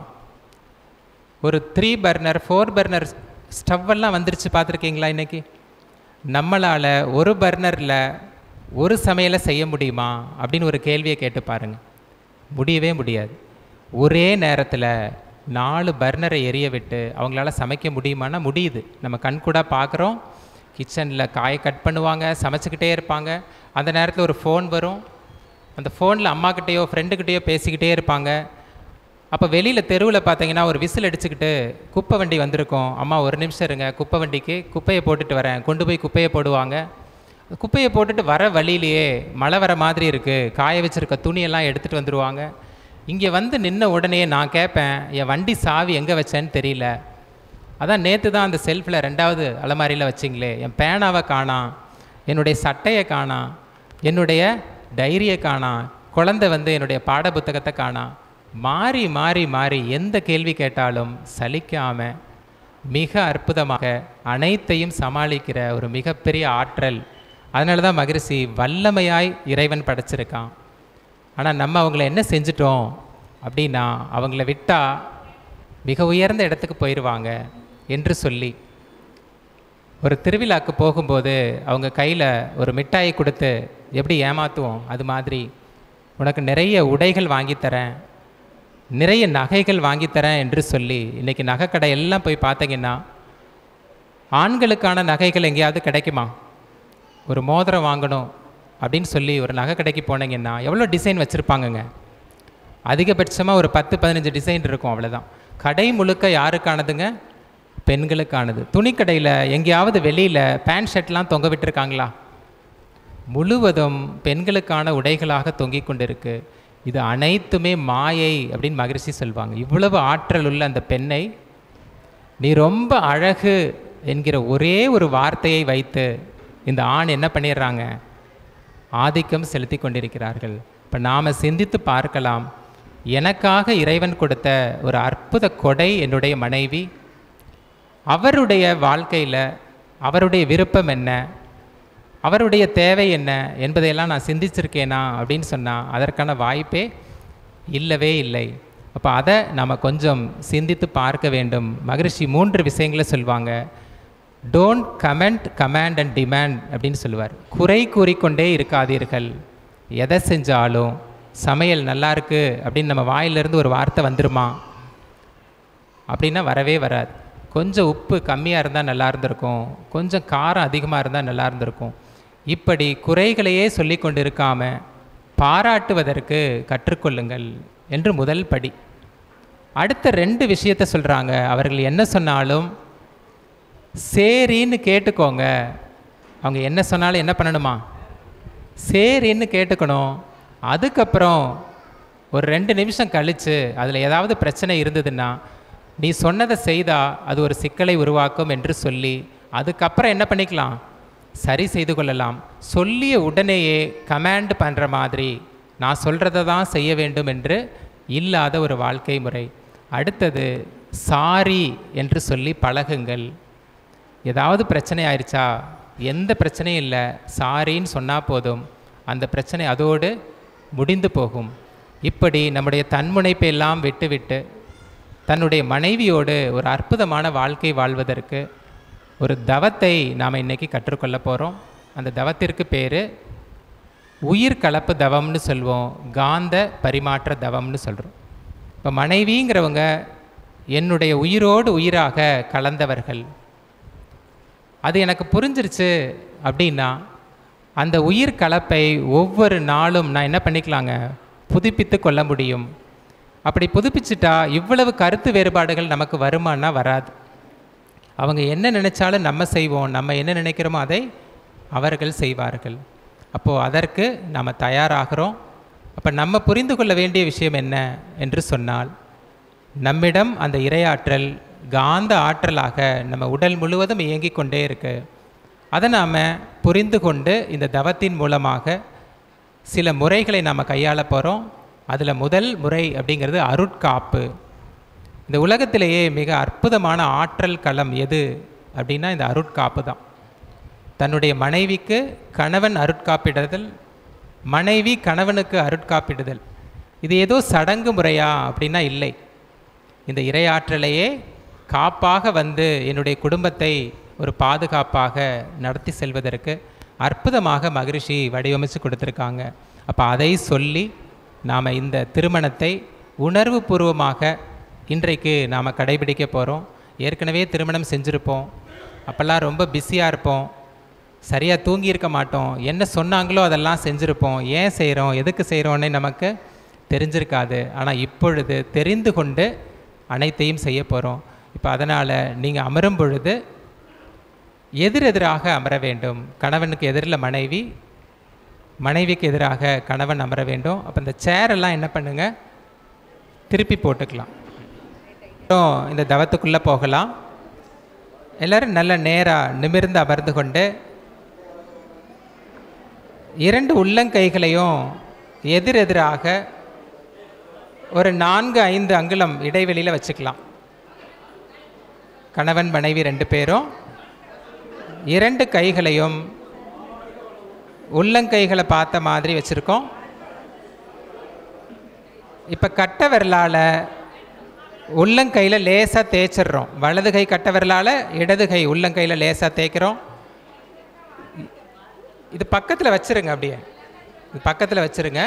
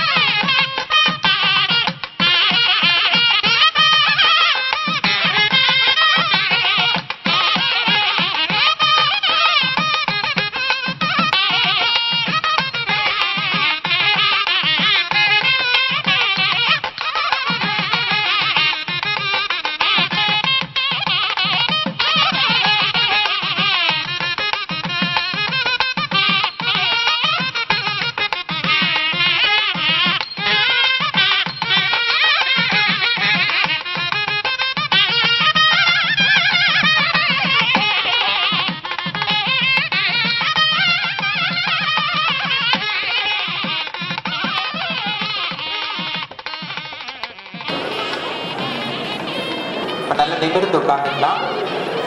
2 உள்ளங்கைகளுக்கு இடையில ஒரு 4 அங்குல இடைவெளி வச்சுக்கலாம். வலது உள்ளங்கையை பார்த்த மாதிரி இடது உள்ளங்கை, இடது உள்ளங்கையில வலது கை கட்ட விரலால லேசா தேய்ச்சிடுறோம். மாறி மாறி லேசா தேய்ச்சிட்டு 2 உள்ளங்கைகளுக்கு நடுவுல கண்ணை மூடி நம்ம தேய்ச்ச இடத்தையே மனசால கவனிக்கணும். கண்களை மூடிக்கிறோம். 2 உள்ளங்கைகளையும் மனதால கவனிக்கிறோம். நினைவு முழுவதும் நம்முடைய உள்ளங்கையிலே இருக்கட்டும். ஒரு லேசான ஒரு சிறிய உணர்வு இருக்கும். இப்ப 2 உள்ளங்கைகளையும் அப்படியே பக்கத்துல கொண்டு வரலாம், அப்படியே வெளியே கொண்டு போகும். உள்ளே வெளியே மெதுவா நகர்த்தி பார்க்கிறோம்.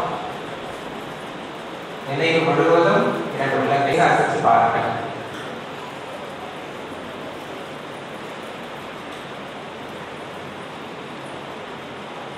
ஒரு ஈர்ப்பு விசை நமக்கு நல்ல உணர முடியும். இந்த ஆற்றலை தான் ஜீவகாந்தம் அப்படின்னு சொல்றோம். நம்ம உயிரிலிருந்து வரக்கூடிய அலையாக இப்ப கண்களை திறந்து கொள்ளலாம். இப்ப முதல்ல மாலை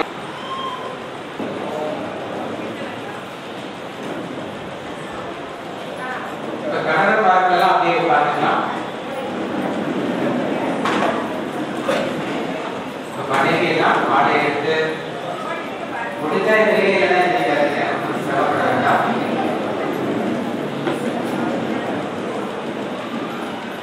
வாழ்க்கை வளர்ந்தேன் என்று சொல்லி கணவருக்கு மாலை எடுத்து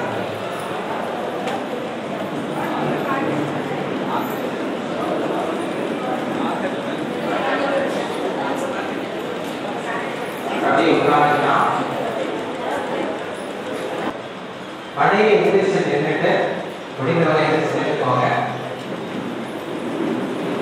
சந்தேகமா இருந்தா அந்த ஸ்டேஜ்ல பாத்துக்கலாம். கணவன் உட்கார்ந்துட்டாங்க, உங்க தலைக்கு மேல உங்களுடைய வலது கை உள்ளங்கையை கொண்டு வந்து தொடாம அவருடைய உடல் முழுவதும் அப்படியே இடைவு முழுவதும் உங்களுடைய கணவனையை சூழ்ந்திருக்கட்டும். நான் சொல்ற நேரங்களிலும் எல்லா இடங்களிலும் எல்லா தொழில்களிலும் உறுதுணையாகவும் பாதுகாப்பாகவும் வழிநடத்துவதாகவும் அமையுமாக.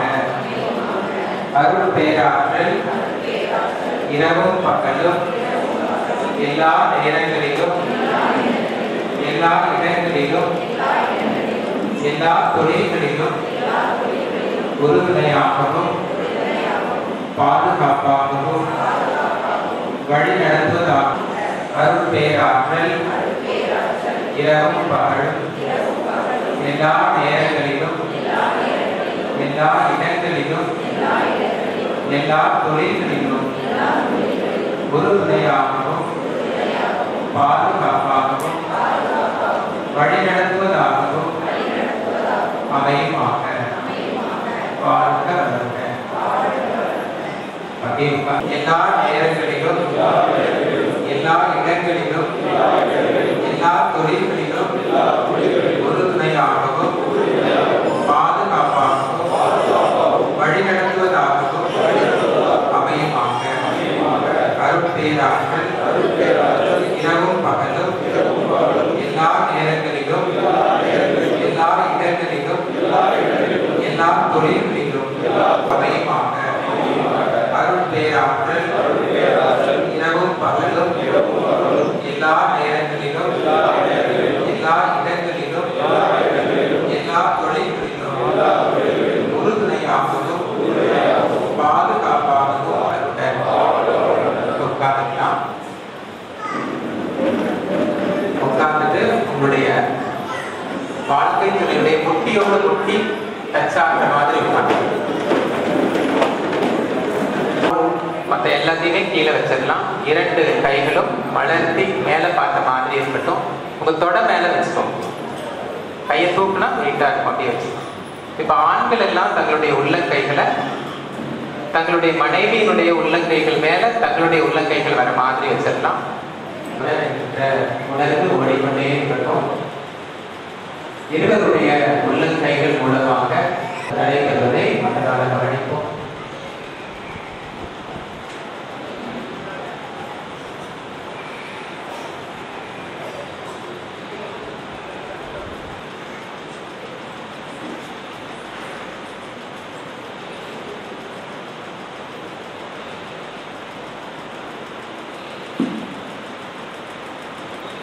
இருவருடைய உள்ளங்கை மூலமாக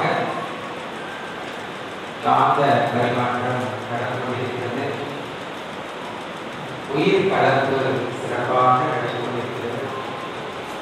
இருவருடைய மனதிலும் வாழ்க வளமுடன் வாழ்க வளமுடன் என்கிற உணர்வோடு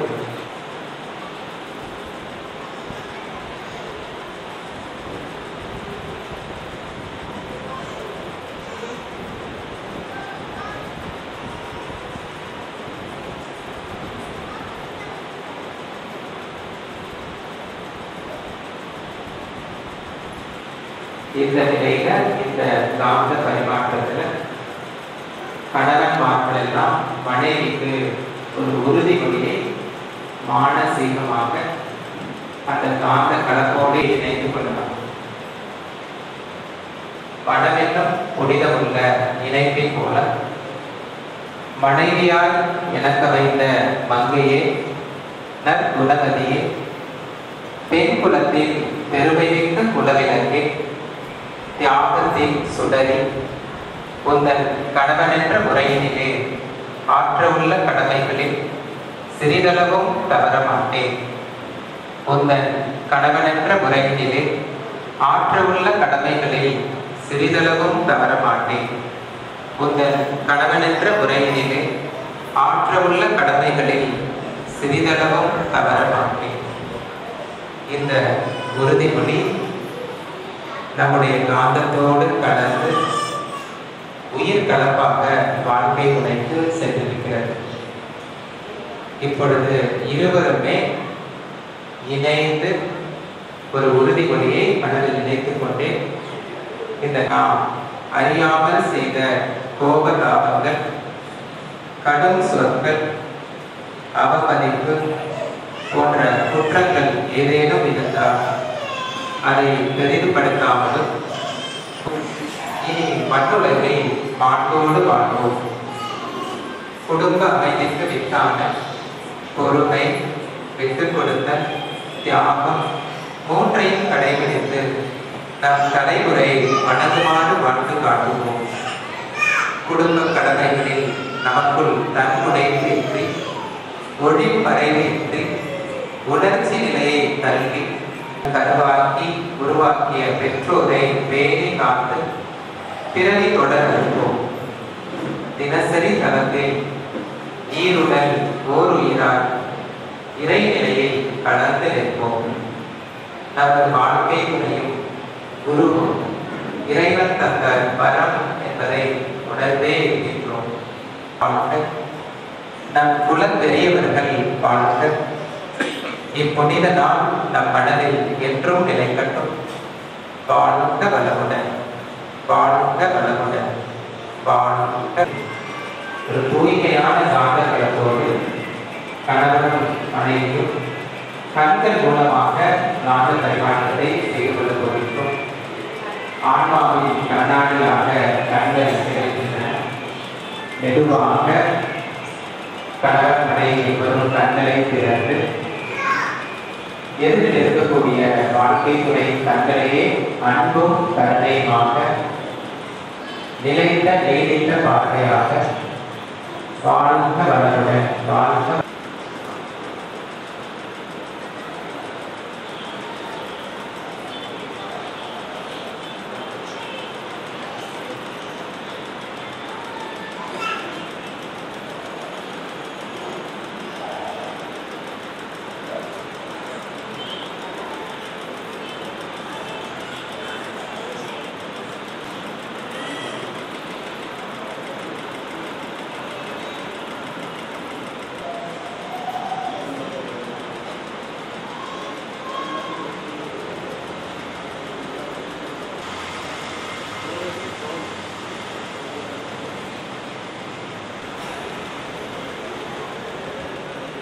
கண்களை மூடிக்கொள்வோம்.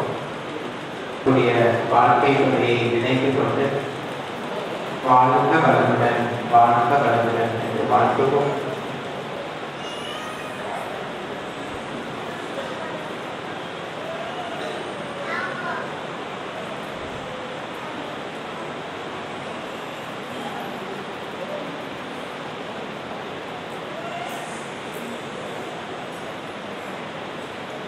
வாழ்க வளமுடன். இப்போ மெதுவாக கைகளை நாம் எடுத்துடலாம். கணவன் மனைவிக்கு மலர் கொடுத்தல். உங்களுக்கு ஒரு ரோஜா பூ கொடுத்துருப்பாங்க, அதை கணவன் கையில் எடுத்துக்கோங்க. நிறைய சினிமாலாம் பார்த்துருப்பீங்க, எப்படி ப்ரப்போஸ் பண்ணணும்னு உங்களுக்கு இப்போ தெரிஞ்சிருக்கும். நமக்கு திருமணம் நடக்கும்போது அந்த வாய்ப்பு இல்லாமல் இருந்திருக்கலாம். இப்போ நீங்கள் அந்த மலரை தன்னுடைய மனைவிக்கு கொடுக்க போறீங்க. நான் சொல்றதை அப்படியே சொல்லிட்டு அந்த மலரை கொடுக்கலாம். மென்மையான இந்த மலர் போன்ற மனம் கொண்ட நீங்கள் மனைவியாக வந்ததற்கு நான் பாக்கியம் செய்தவன். உன்னை என் வாழ்நாள் முழுவதும் போற்றி பாதுகாப்பேன். உன்னை என் வாழ்நாள் முழுவதும் போற்றி பாதுகாப்பேன். இப்போ அந்த பூவை நீங்க எப்படி வேணாலும் ப்ரப்போஸ் பண்ணலாம். ஒட்டி போட்டும் கொடுக்கலாம், எந்திரிச்சு நின்றும் கொடுக்கலாம். நீங்களே சூடி விட்டீங்கன்னா ரொம்ப நல்லது.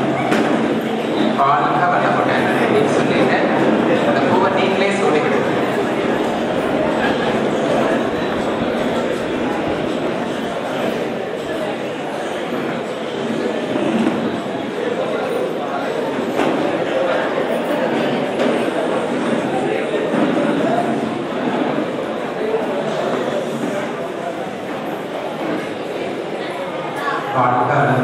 குழந்தைகளுக்கெல்லாம் அதை பார்க்கும்போது ஒரு அற்புதமான அனுபவமான கனி கொடுக்கும்.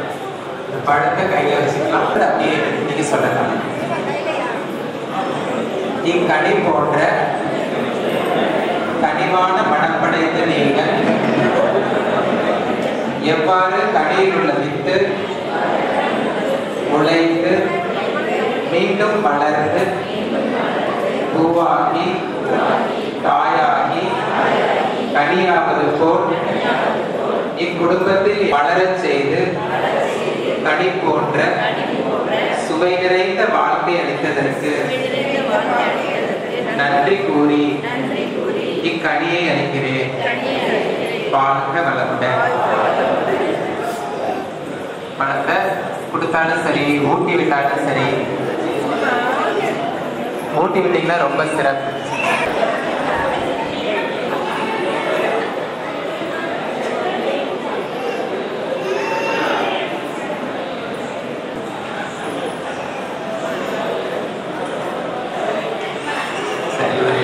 இனிமையான அனுபவம்.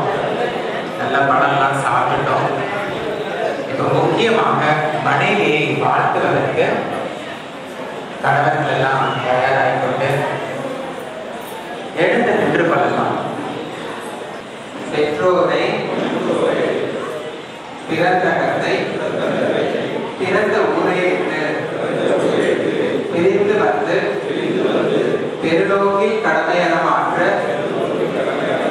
பற்றற்ற துறவி என குடும்ப தொண்டை ஏற்று பண்பாட்டின் அடிப்படையில் வாழ்க்கை துணையாகி பெண்மை நடந்து மற்றவருக்கும் தொண்டாற்றும் மாண்புமிக்க எங்கள் மனைவியை நான் மதிக்கின்றேன், வாழ்த்தி மதிக்கின்றேன்.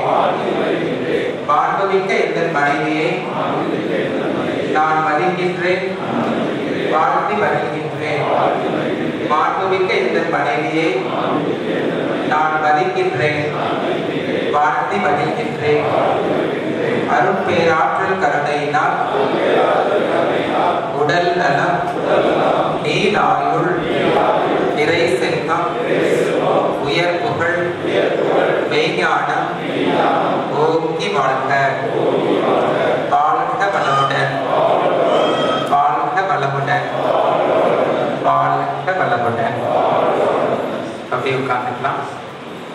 நேரம் திரும்பி பார்க்கணும்.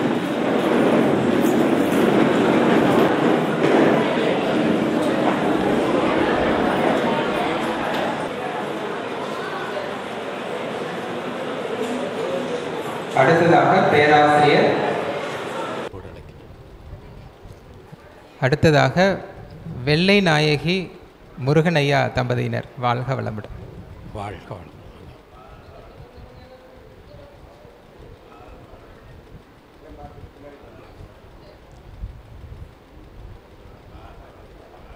அடுத்து முருகன் சுமதி.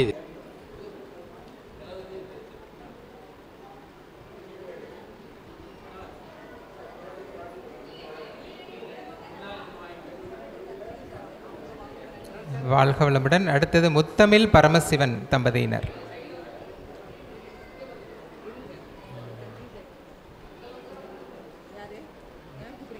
வந்திருக்காங்க, அவங்களுக்கு அப்படியே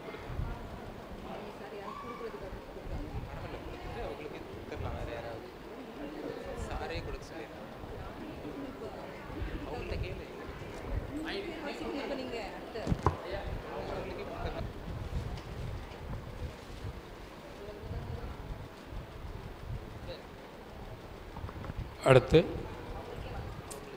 நீங்கள் நீங்கள் எடுத்துக்கோங்க, நீங்கள் வாங்கிக்கோங்க, நீங்கள் வாங்கிக்கோங்க. அடுத்தால சுமதி அவர்களுக்கு. அடுத்து பேராசிரியர் சுமதி அம்மா தம்பதியினருக்கு. தம்பதியினருக்கு உமா கலைச்செல்வன் தம்பதியினர் வழங்குகிறார்கள். ஆமாம், இன்னும் அவ்வளோதான், முடிச்சு குழப்பம். வாழ்க வளமுடன். ராமசாமி அண்ணாச்சி பேர் தம்பதியினர் மேடைக்கு வருமாறு அன்போடு. அடுத்து பால்ராஜ் தம்பதியினர் யார் கொடுக்குறாங்க? யார் வர்ற, யாருக்கு கொடுக்குறீங்க? விமலா வாங்க. விமலா அவர்களுக்கு பால்ராஜ் தம்பதியினர் வழங்குகின்றார்கள்.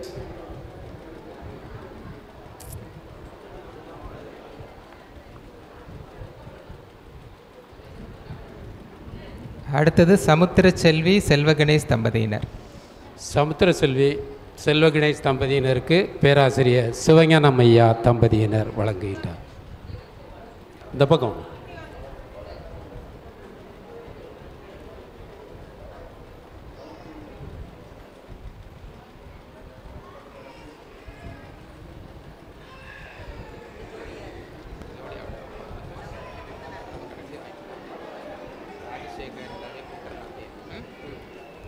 அடுத்தது பேராசிரியர் ராஜசேகரன் ஐயா அவர்கள். பேராசிரியர் ராஜசேகர் அவர்கள் மேடைக்கு வருமாறு அன்போடு. பேராசிரியர் குணசேகரன் ஐயா அவர்கள். பேராசிரியர் குணசேகரன் தம்பதியினர் மேடைக்கு வருமாறு அன்போடு வேண்டுகின்றோம். பேராசிரியர் டொமினிக் வின்சன் தம்பதியினர் நீங்களே கொடுத்துருங்க.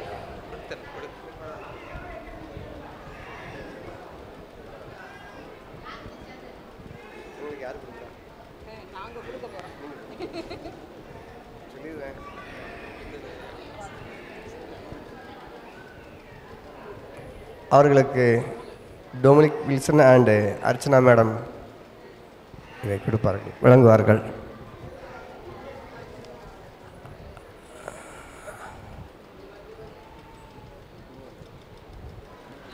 அடுத்தபடியாக நம்ம மன்றத்துடைய முதுநிலை பேராசிரியர் டொமினிக் வில்சன் ஐயா அவர்களுக்கும் அர்ச்சனா மேடம் அவர்களுக்கும் மண்டல தலைவர் அவர்கள் இப்போது வழங்கி கௌரவிப்பார்கள்.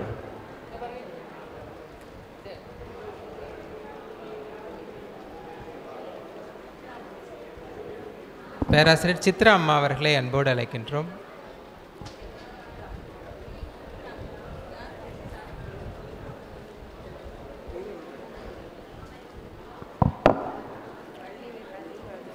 பழனிவேல் ராஜ் ஐயா தம்பதியினரை மேடைக்கு வருமாறு அன்போடு வேண்டுகின்றோம்.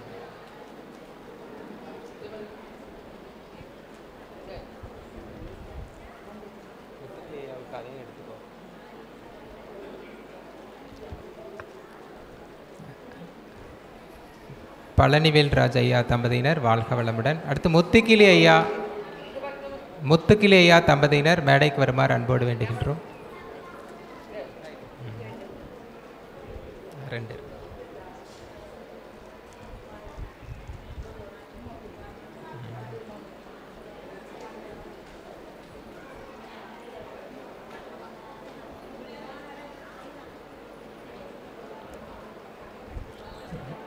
முத்துக்கிளி ஐயா தம்பதியினர் வாழ்க வளமுடன்.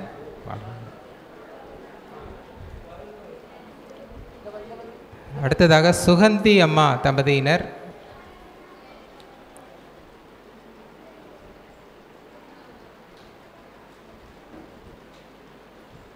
கொடுத்துருங்க.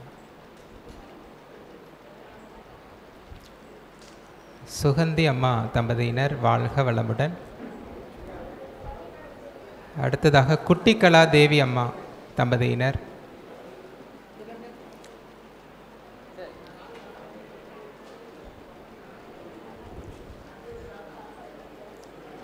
அடுத்ததாக அலெக்சாண்டர் ஐயா தம்பதியினர். அலெக்சாண்டர் ஐயா இருக்கீங்களா? வாங்க. ஆமாம்.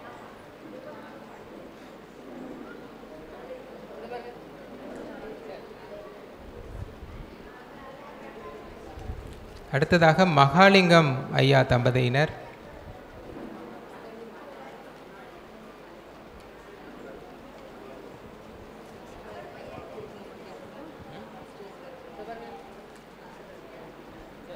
எத்தனை பேர் இருப்பாங்க? ஆமாம், சார் கொண்டு வந்திருக்காரு, அது கொடுத்துருக்காரு.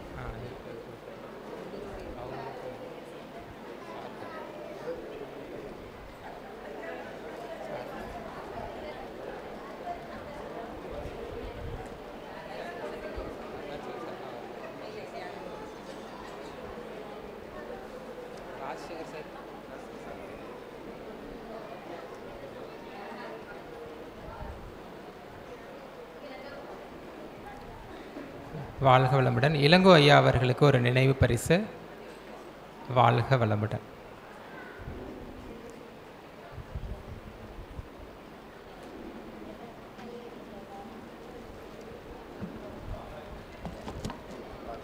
பால்ராஜ் ஐயா அவர்களுக்கு தம்பதியினருக்கு ஒரு நினைவு பரிசு.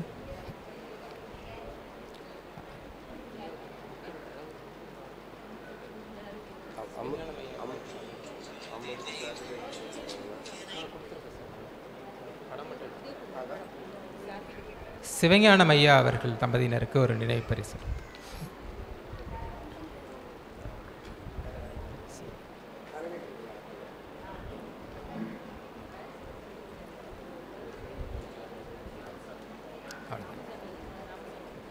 ராமசாமி ஐயா தம்பதியினர். ராமசாமி ஐயா தம்பதியினர் மேடம்.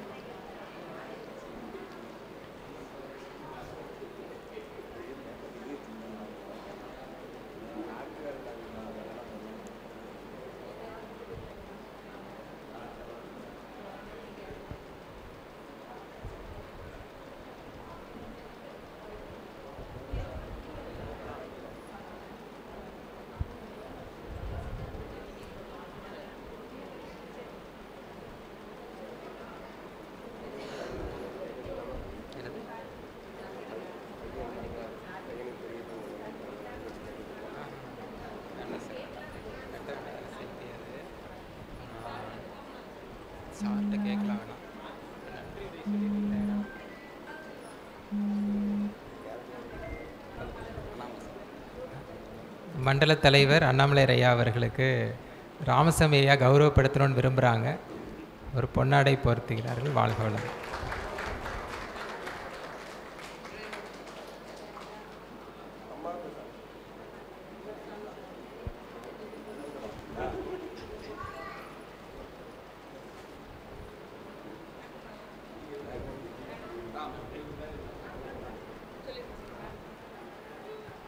பொன்னாடை போர்த்துகிறார்.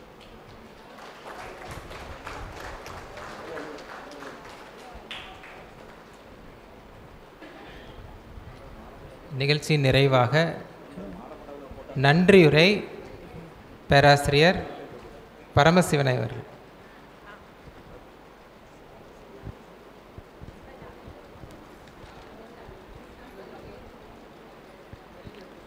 அனைவருக்கும் இனிய மாலை வணக்கம். வாழ்க வையகம், வாழ்க வையகம், வாழ்க வளமுடன். அதாவது இந்த ஒவ்வொரு வருஷமும் நாங்கள் பண்ணிக்கிட்டு இருப்போம்.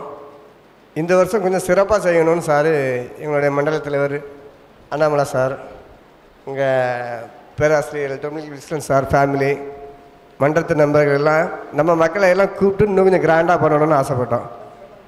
அதனால் ஊக்கத்தொகையாக அண்ணன் ராமசாமி அண்ணனுடைய பெரும் முயற்சியோடையும் எங்கள் மன்றத்தோட நண்பர்களுடைய ஆசையோடையும்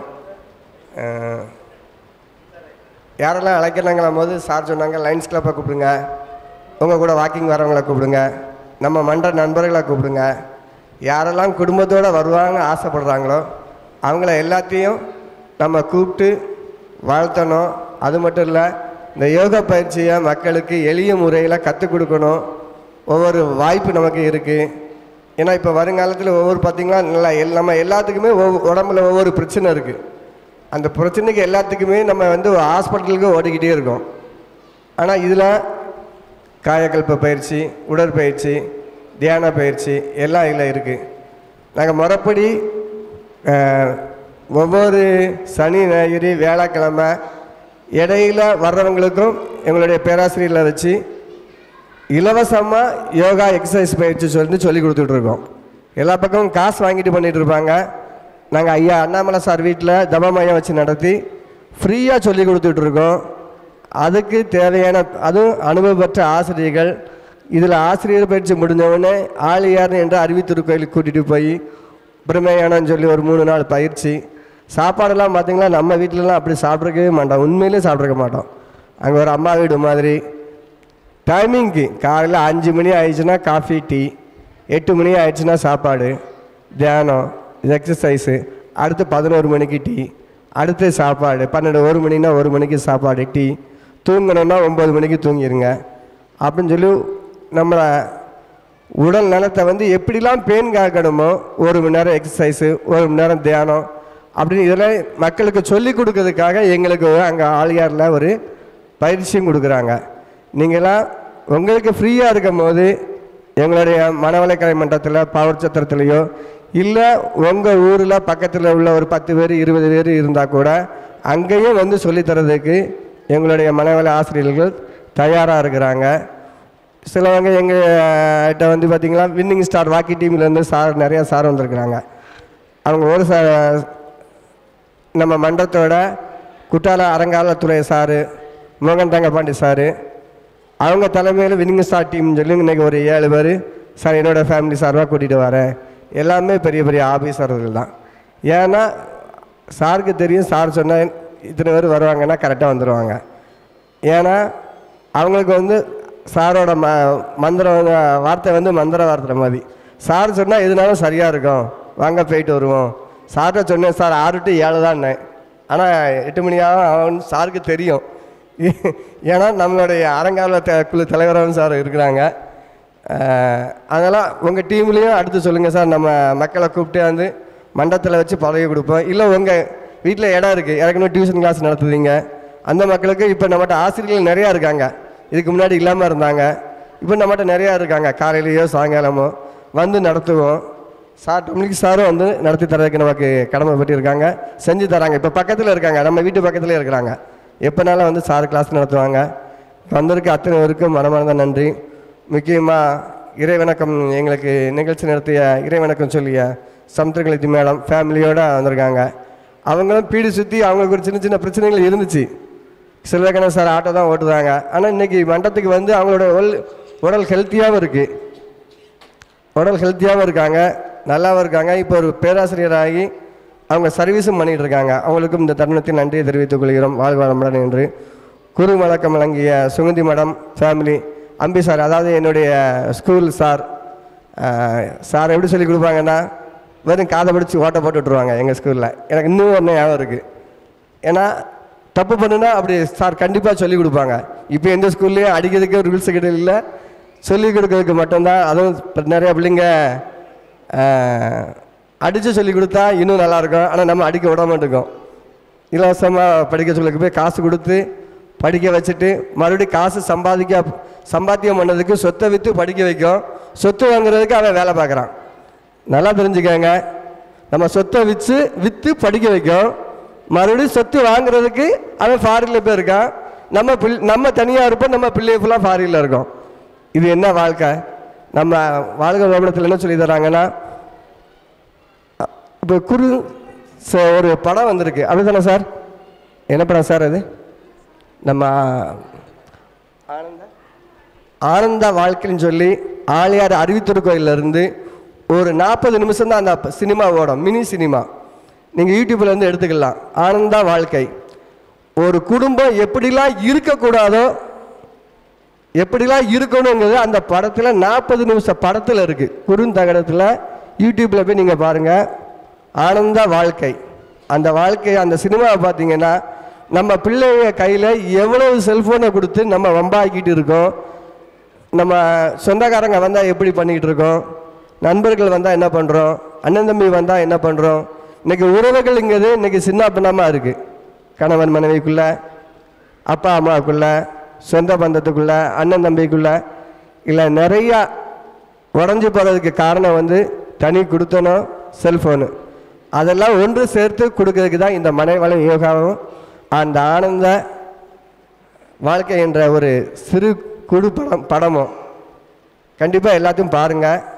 உங்களுடைய ஆரோக்கியத்தை உடல்நலத்தை காக்கிறதுக்கு எங்களுடைய மனவளக்கலை யோகத்தோட தொடர்ந்து பயணம் செய்யுங்க. துரியம் தமன் செய்த எனது மனைவி, அன்பு மனைவி முத்தமிழ் அவர்களுக்கும் நன்றியை தெரிவித்துக் கொள்கிறேன்.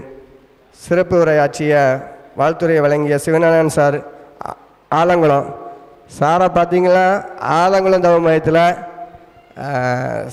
கிட்டத்தட்ட 70 வயசு 80 வயசில் உள்ள அனைத்து சார்களும் பார்த்திங்கன்னா 18 வயசு 20 உள்ள ஒரு பையன் எப்படி இருப்பாங்க அப்படி இருப்பாங்க. அவ்வளோ ஆக்டிவாக இருந்து எங்களுக்கெல்லாம் சர்வீஸ் பண்ணுவாங்க. நீ ஆலங்குளம் தவ மையத்தில் அங்கேருந்து வருஷத்துக்கு குறைஞ்சது 500-600 பேரை ஒவ்வொரு ஆண்டும் ஆலியார் திருக்கோயிலுக்கு இலவசமாக பயிற்சி கொடுத்து கூட்டிகிட்டு போகிறாங்க.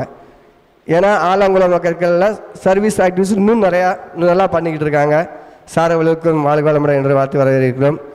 இந்த அரிய வாய்ப்பை இந்த மண்டபத்தை எங்களுக்கு இலவசமாக வழங்கிய முன்னாள் பாராளுமன்ற உறுப்பினர் KRP பிரபாகரன் சார், அவங்க குடும்பத்துக்கும் வருங்கால வேட்பாளர் நினைக்கிறேன் ஆலங்குளம் தொகுதிக்கு. இந்த ஊருக்கு கிட்டத்தட்ட நிறைய நன்மைகள் செஞ்சுருக்காங்க. இந்த கீழப்பாடு இந்த மைதானம் பார்த்தீங்களா வெறும் கருவே காடாக கிடக்கும், இவ்வளோ நடந்தே வர முடியாது. இந்த ஊரை கிட்டத்தட்ட சுத்தப்படுத்தி நிறையா தார் சாலை, சிமெண்ட் சாலை, ஃபேவரட் பிளாக்கு, இந்த அட்மாஸ் லைட்டு, இதில் மட்டும் கிடையாது, இந்த ஊரை சுற்றி நிறைய லைட்டு நிறையா பண்ணி கொடுத்துருக்காங்க. வருங்காலத்தில் ஆலங்குளம் சட்டமன்ற தொகுதியில் வேட்பாளராக நிற்கிறாங்க. இந்த தருணத்தில் அவர்களுக்கும் வாழ்க வளமுடன் என்று வாழ்த்தி வணங்குகிறோம். மண்டபத்தை அனுமதி வாங்கி தந்த ராமசாமி அண்ணன் அவர்களுக்கும் நன்றியை தெரிவித்துக் கொள்கிறோம். இந்த மண்டபத்தில் வைக்கணும் அப்படின்னு சொல்லி எங்களுடைய மண்டல தலைவர் அண்ணாமலை சார் சீக்கிரம் பேசி பண்ணிடுங்க பரமேஸ்வரன் அப்படிங்கும்போது அண்ணனை வச்சு பேசணும். உடனே அனுமதி தந்தி வாங்கி கொடுத்துட்டாங்க. கீழப்பவரில் தான் நடத்தணும், கீழப்பவரில் எல்லா மக்களுக்கும் பயன் வரணும்னு சொல்லி சார் வந்து ரொம்ப ஆசைப்பட்டாங்க. தலைவர் அவர்களுக்கும் நன்றி. கண்தான விழிப்புணர்வு குழு தலைவர் KRP இளங்கோ, லயன்ஸ் கிளப் நிறுவனர் KRP இளங்கோ சார் ஃபேமிலிக்கும் இந்த தருணத்தில் வாழ்க வளமுடன் நன்றியை தெரிவித்துக் கொள்கிறோம். மான்மார்க் உரிமையாளர் பால்ராஜ் அண்ட் செல்வ சன்ஸ் குடும்பத்தாருக்கும் வாழ்க வளமுடன் என்று நன்றி தெரிவித்துக் கொள்கிறோம். உமா கலைச்செல்வன் மேடன், அவங்க வந்து இன்றைக்கும் எங்கள் குடும்பத்தில் ஒருத்தரங்க மாதிரி வாழ்க வளமுடன் மண்டபத்தில் வந்து மேடம் இப்போவும் எங்களுக்கு நல்லா சர்வீஸ் பண்ணி கொடுத்துட்ருக்காங்க. சர்வீஸ் மட்டும் இல்லை, யார் என்ன செஞ்சாலும் நிறைய உதவிகள் இப்போவும் மேடம் செஞ்சுக்கிட்டு இருக்காங்க. வாழ்க வளமுடன் மேடம். நன்றி மேடம். அதே போல் sir Dominic Wilson and Archana madam, அதாவது எந்த பிரதிபலனும் எதிர்பார்க்காம யாராவது செய்தாங்கன்னா சாரை தான் சொல்லணும். எனக்கு தெரிஞ்சு ரயில்வேயில் வேலையை வேண்டான்னு சொல்லிட்டு மக்கள் தொண்டாட்டிக்கிட்டே இருக்க எந்தவித வருமானமும் கவர்மெண்ட்லேருந்து கிடையாது. சாரோட ஃப்ரெண்ட்ஸ் எல்லோரும் வச்சு நடத்திக்கிட்டு இருக்காங்க. அவங்களுக்கும் இந்த தருணத்தில் மிக்க நன்றியும் வாழ்க வளமுடன் என்றும் வாழ்த்து நன்றி நிறைவு சொல்கிறோம். அது மட்டும் இல்லை, இந்த பின்னாடிப்பட்ட டெக்கரேஷன் எங்களுக்கு காலையிலேருந்து மதியம் வர உதவி கொடுத்த கோட்டைசாமி அவனுடைய டீமு, மைக் செட்டுக்கு ஆப்ரேட்டர் வண்டிகன் சார் அவர்களுக்கும் இன்னும் எல்லாரும் பேரையும் சொல்ல முடியாது. வின்னிங் ஸ்டார் வாக்கி டீம், வாழக வளமலை மன்றம், புளிச்சிக்குளம் மன்றம், சுரண்டை மன்றம், மேலப்பவர்ஸ் போஸ்ட் மாஸ்டர் சார், எங்களுடைய வெள்ளநாயகி அண்டு அவங்க பேர் முருகன் சார், போஸ்ட் மாஸ்டராக இருந்துட்டு அவங்களோட ஒய்ஃப் வெள்ளநாயகி எப்போ கூப்பிட்டாலும் எல்லா ஸ்கூலுக்கும் எல்லா காலேஜுக்கும் எங்களுக்கு முழு சர்வீஸு எனக்கு முன்னாடியே பண்ணிக்கிட்டு இருக்க என்னுடைய அக்கான்னு சொல்லுவோம். எப்போ பார்த்தாலும் மண்டபத்தில் பார்த்தீங்களா அடித்து பேசக்கூடிய ஒரு அக்கா, வெள்ளைநாயகி அக்கா. எங்கள் அண்ணன் முருகண்ணனும் எதுவுமே சொல்ல மாட்டார், நீங்கள் வான் தம்பி பாடு வான் பாடுன்னு சொல்லிடுவாங்க. நல்லா ஆக்டிவாக சர்வீஸ் பண்ணிக்கிட்டு இருக்க அக்கா அவர்களுக்கு நன்றி. எங்களுடைய ஸ்டூடியோ இந்த ஐஸ்வர்யா ஸ்டூடியோ ராமச்சந்திரன் அவர் மட்டும் வரல, வந்தோடனே உங்கள் குடும்பத்தை கூட்டிகிட்டு வந்தால் தான் நீங்கள் ஃபோட்டோ எடுக்க முடியும்னு நான் சொன்னேன். அண்ணன் 10 வாட்டி ஃபோன் பண்ணி அக்காவை எப்படியோ கூட்டிகிட்டு வந்துட்டாங்க. உண்மையிலே இங்கே வரணுன்னா ஒரு இது இருக்கணுண்ணே. உங்கள் ஃபேமிலியை கூட்டி வந்ததுக்கும் உங்களுக்கும் மனமார்ந்த நன்றியும் வாழ்த்துக்கள். வாழ்க வளமுடன் என்று உரையை நன்றி சொல்லி விடைபெறுகிறேன். நன்றி, வணக்கம், வாழ்க வளமுடன். வாழ்க வளமுடன். உலக நல வாழ்த்தோடு நிறைவு செய்து கொள்வோம். கண்களை மூடி உட்கார்ந்துக்கலாம். உலக நல வாழ்த்து. யூடியூப் சேனல் மக்கள் செல்வன் சேனலுக்கும் இந்த தருணத்தில் வாழ்த்தி வாழ்க வளமுடன் என்று நன்றியும் வாழ்த்துக்களையும் தெரிவித்துக் கொள்கிறேன். நன்றி, வணக்கம். உலக நல வாழ்த்து. கண்களை மூடி உட்கார்ந்துக்கலாம்.